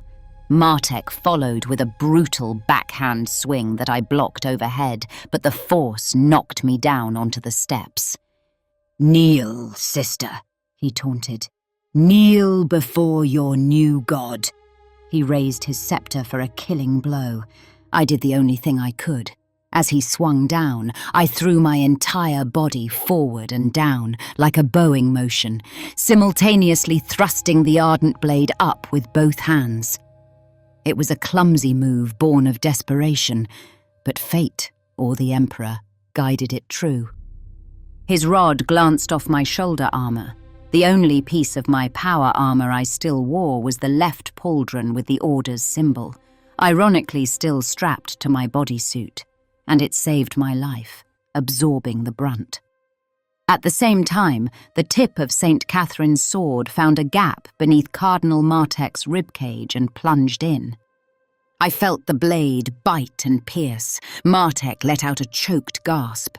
He stumbled back, the sword impaled in him up to the hilt, my hands still gripping it. Hot blood, and something like black vapor, gushed from the wound. "This wasn't... How?" he gurgled, reaching toward me with a clawed hand. I wrenched the sword free sideways, slicing out of him with a spray of blood.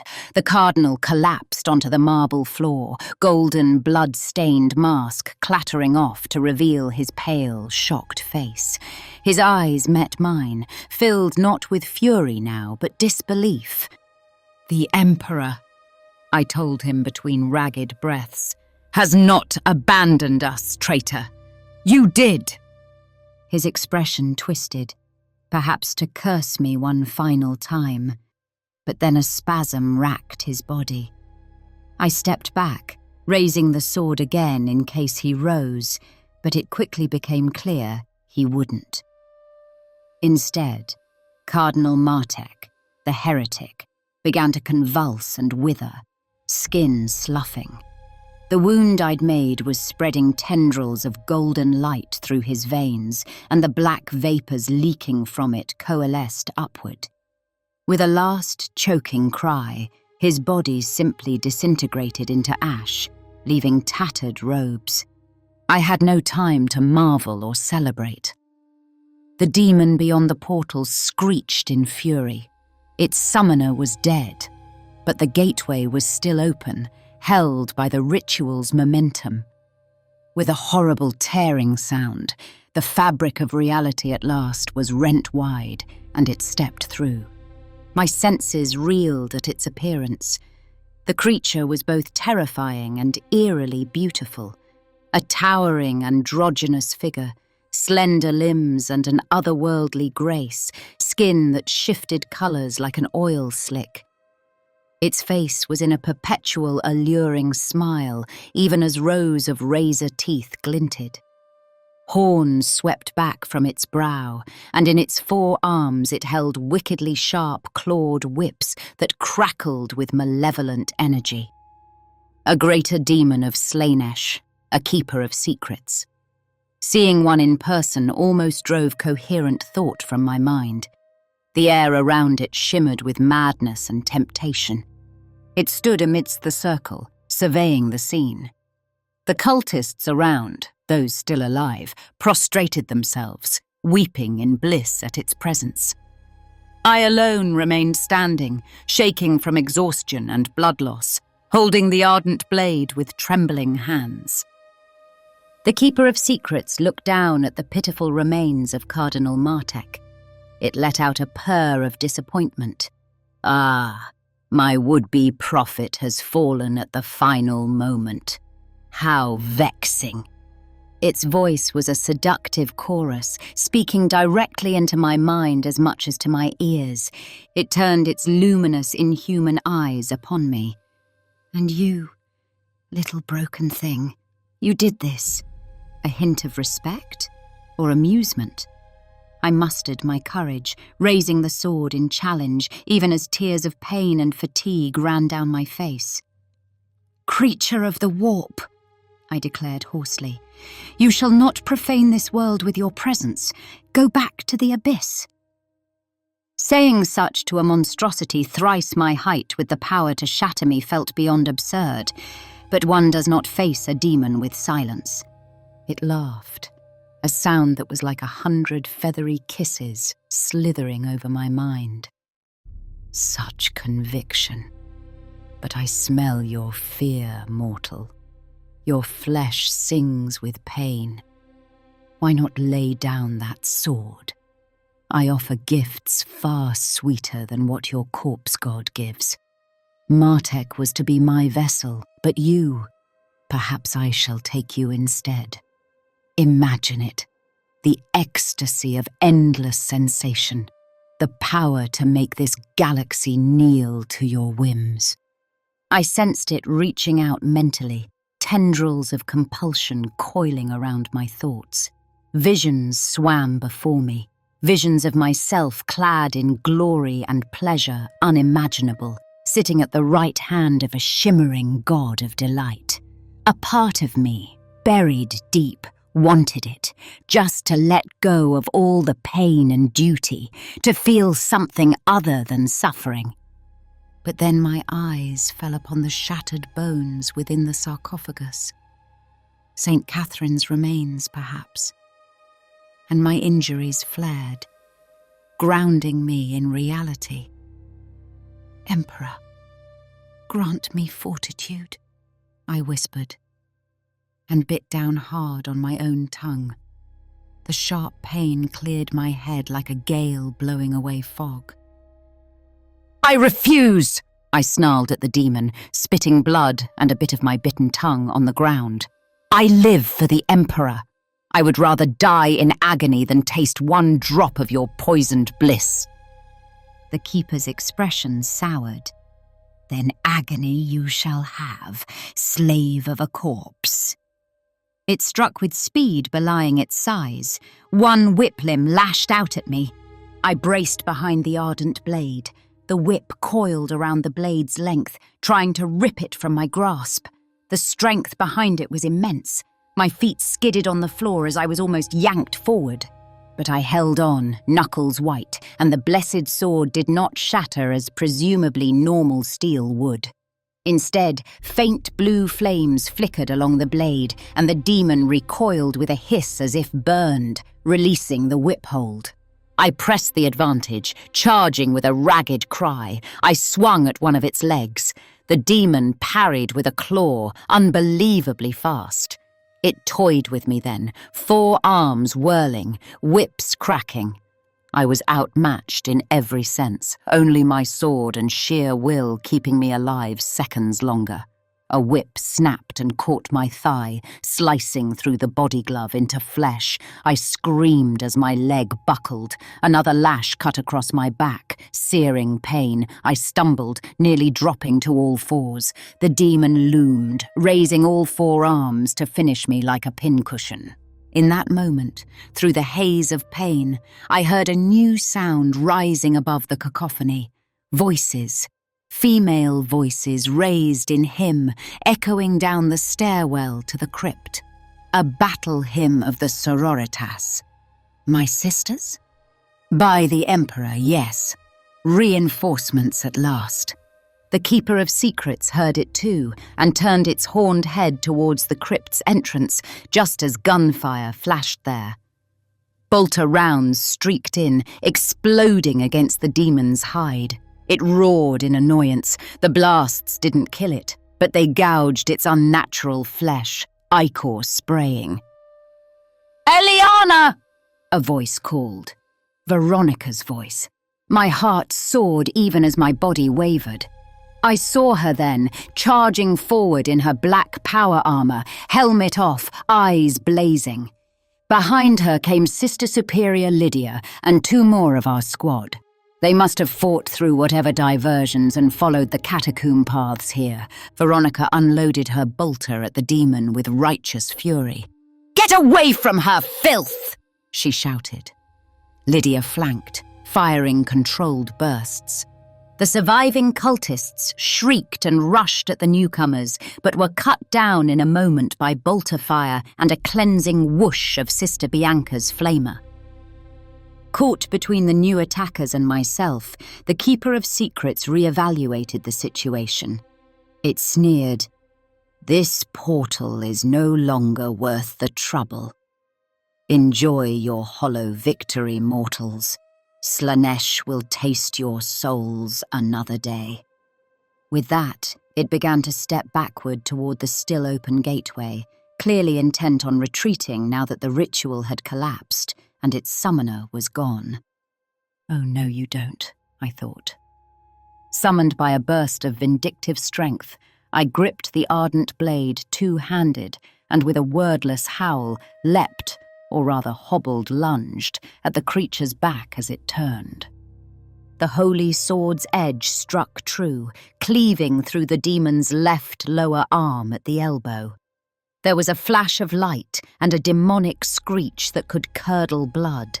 The severed claw arm fell, dissolving into sludge even before it hit the ground. The Keeper whirled on me, eyes now filled with pure hate. It struck me with its remaining arms in a flurry. I felt claws sink into my abdomen and chest, deep, mortal wounds.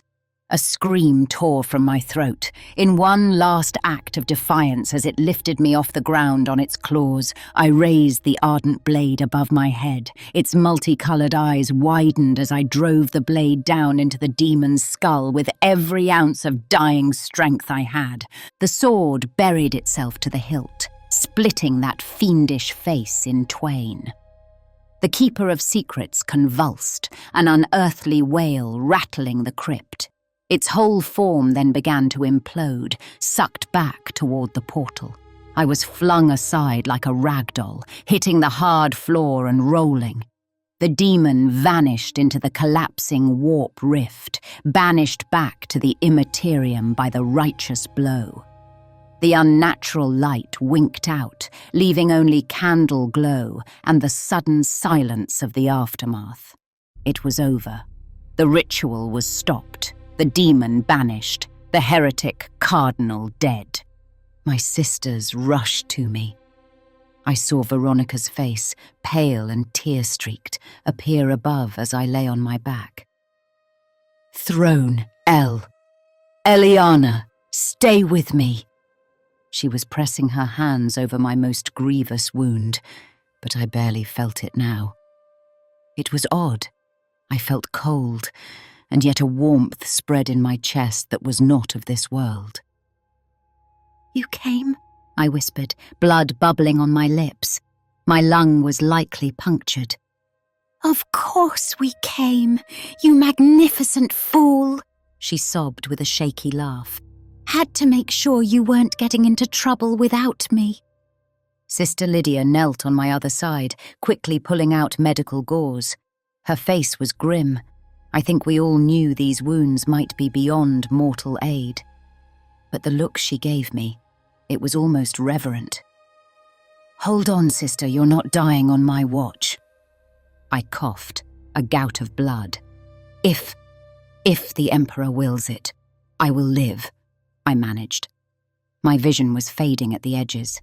I felt someone clasp my hand, Veronica's gauntleted hand around mine. From the corner of my eye, I saw something glow. The ardent blade had fallen beside me. It was shimmering with a gentle radiance. In that glow, I swore I saw a silhouette, a woman in golden armor, standing tall just behind my sisters, watching me. A serene face with a slight smile of pride. Saint Catherine? or just my fading mind weaving comforting fantasies. Either way, an overwhelming peace descended on me. The pain ebbed. I managed to turn my head slightly, looking at Veronica. I tried to squeeze her hand to reassure her, and surprisingly, my strength returned for just a moment to do so. "We did it," I breathed. "Yes," she nodded fiercely. "You did it, El. Emperor above, you did it." I could barely hear now. My eyes grew heavy. In the distance I heard new voices, deeper ones, perhaps the Inquisitor finally showing up, or more reinforcements, flooding into the crypt. Lydia was addressing them, but I couldn't make out what was said. I felt Veronica's forehead touch mine as she leaned over, a rare gesture of affection and worry. "Stay with me, sister," she whispered. "The fight's over. Just stay." I wanted to. Throne, I wanted to stay. For her, for the Emperor, for whatever life I might yet serve. But my body was so very cold, and that light beckoned. Maybe it was the Emperor's light, maybe just oblivion. Either way, it promised rest from war. My vision tunneled to darkness, but just before it did, I mustered a last bit of breath. No victory is complete without sacrifice, I murmured, repeating a line from the scriptures. Tell them I kept the faith." Veronica's reply was lost as a warm darkness enveloped me completely. Thus ends the twisted life of Sister Eliana, servant of the Emperor, sister of battle of the martyred lady, who lived and fought and perhaps died with her faith unbroken. But in that final darkness, I swear I saw a golden light and felt strong arms around me, as if the Emperor himself and the martyr saints carried me onward. And in that embrace, I knew, even in the face of the worst horrors, loyalty and faith had prevailed. Amen. Several weeks later, I don't recall much while I was unconscious, but I do remember one dream, or vision perhaps, that visited me in the void between life and death.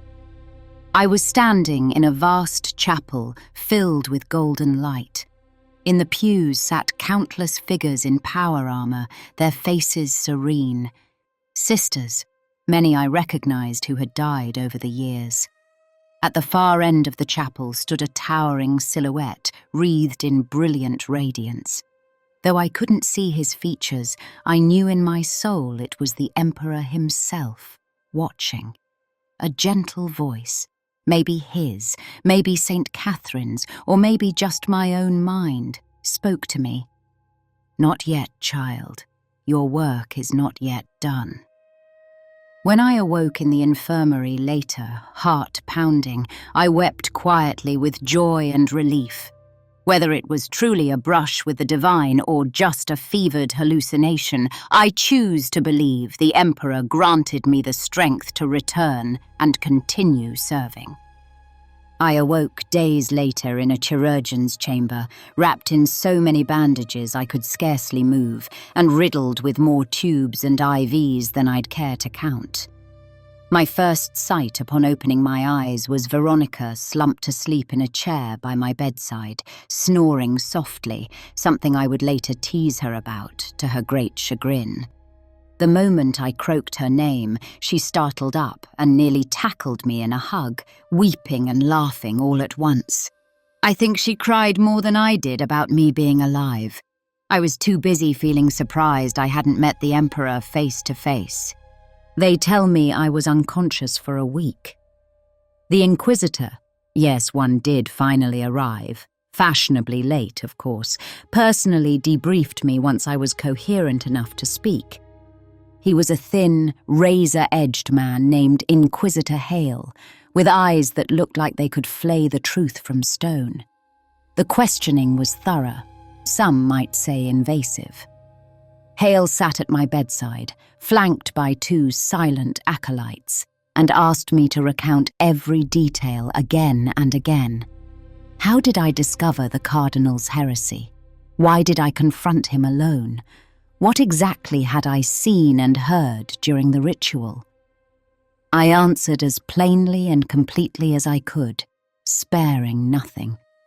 He watched my face the whole time, no doubt alert for any sign of corruption or deceit. At one point, he even asked if I had experienced any unusual whisperings in my mind since that day, a delicate way of probing if the demon had left a stain on me. Only my own guilty conscience that I didn't stop Martek sooner, I replied dryly. He didn't smile, but I thought I saw one corner of his mouth twitch in approval. In the end, Canoness Magda and my sisters corroborated every important detail of my account. Satisfied I bore no hidden taint, and perhaps grudgingly impressed a mere sister had done what I did, Hale thanked me and departed to compile his report.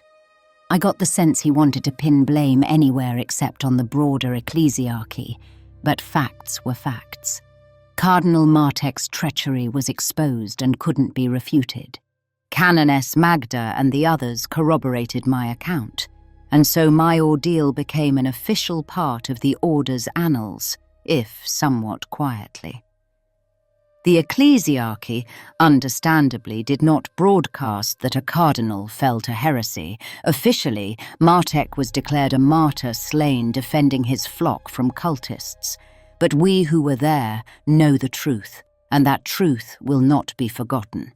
They allowed me, once I could stand, albeit wobbly, to attend a private re-sanctification ceremony down in St. Catherine's crypt. I'll admit, descending those steps again made my heart hammer. The last time I stood in that chamber, I was bleeding out. Now I returned as an observer to help right the spiritual desecration that had occurred there. The canoness led a procession of sisters and clergy into the crypt, bearing candles and singing the litany of cleansing. The air was heavy with incense and the low thrum of sacred hymns. I stood near the back beside Veronica as an honor guard of Celestians ringed the space. Every scorch mark and bloodstain from the battle had been scrubbed away. The crypt looked tranquil once more, though I could still picture in my mind exactly where the cardinal fell and where the demon was banished. I silently thanked the Emperor that this hallowed place was at peace again. At the height of the ceremony, the ecclesiarchal priests reconsecrated the tomb, sprinkling holy water and intoning prayers to expunge any lingering warp taint. I felt a warmth in that moment, as if an unseen presence approved. Perhaps it was just relief. St. Catherine's remains and relics were carefully collected and secured properly by the Adeptus Ministorum afterward, and I made very sure they weren't handed off to any potentially sketchy cardinals this time. During the rite, Canoness Magda made a point to acknowledge what had transpired. She declared that by the grace of the Emperor and St. Catherine's intercession, I had taken up the ardent blade in humanity's defense and emerged victorious. There was even a brief and embarrassing period during my convalescence when word of my deeds circulated through the convent. Sisters from other preceptories came by the infirmary under various pretenses just to get a look at the demon slayer of sanctus liss, as I overheard someone call me, much to my mortification. One novice shyly asked for my blessing. I just told her to bless the Emperor and do her drills properly. Canoness Magda made a point to counsel me against pride, but also added quietly that the entire order was proud of me. I take more solace in the latter than the former. Thankfully, as the weeks passed, the attention died down a bit, and I was able to fade back into relative normalcy. Honestly, I prefer it that way. I've had enough excitement to last a lifetime. Word of these events spread through the order, despite attempts to keep it low-key.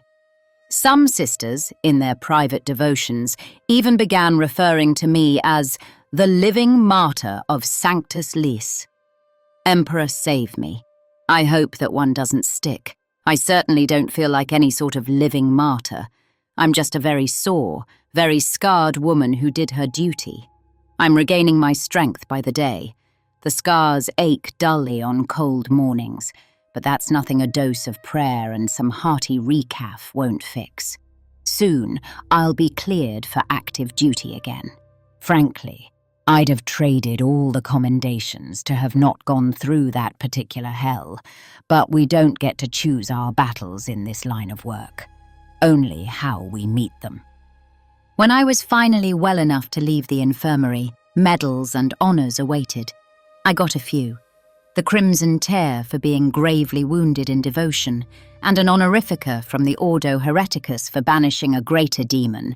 They struck a new one. Apparently it's not every day a mere battle sister accomplishes that.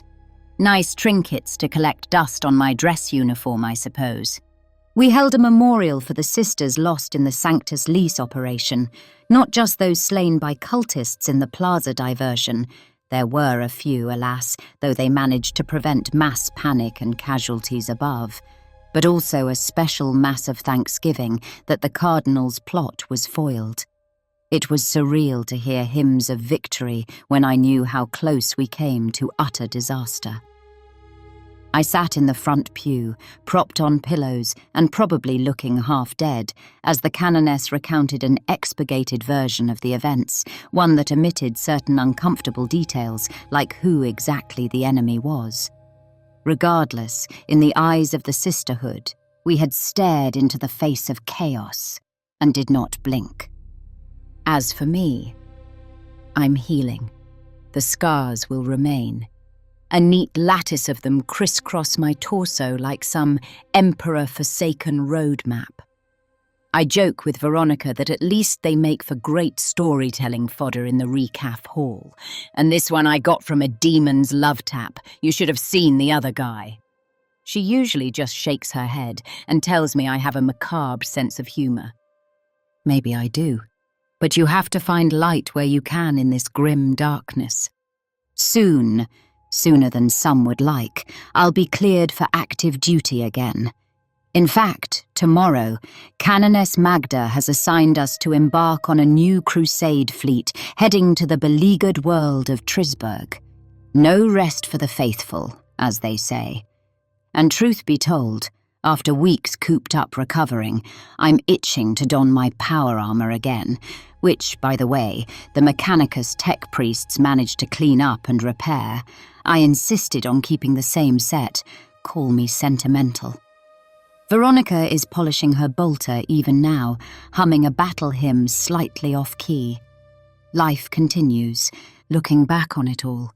My life as a sister of battle so far. It's strange to think how twisted and winding the path was that brought me here.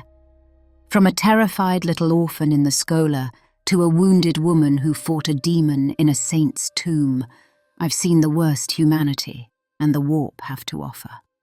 I've lost friends and shed tears and blood beyond measure. I've confronted doubt, terror, and the temptation to just lay down and give up. But I did not give up. I am still here. And I remain, above all, loyal to the golden throne, to my sisters, to the memory of those who fell, and to the millions of innocents who pray for deliverance in a galaxy that knows only war. Perhaps my life has been twisted by fate and hardship, but it's mine, given freely in service to the Emperor of mankind. If I had to, I'd live it all over again, every painful step, because in the end, through all the darkness and bloodshed, I know, that the Emperor's light endures, carried in each of our hearts. That is the truth at the core of a sister of battle's life, unwavering faith amidst endless war, a grim, unglamorous, and often thankless existence, but one I embrace with a prayer on my lips and occasionally a wry smile when no one's looking. Now, if you'll excuse me, I have a new war to prepare for. The dropship leaves at dawn, and I hear our new canoness is even less forgiving about tardiness than the old one. Emperor, give me strength. The battle continues, and truth be told, I wouldn't have it any other way.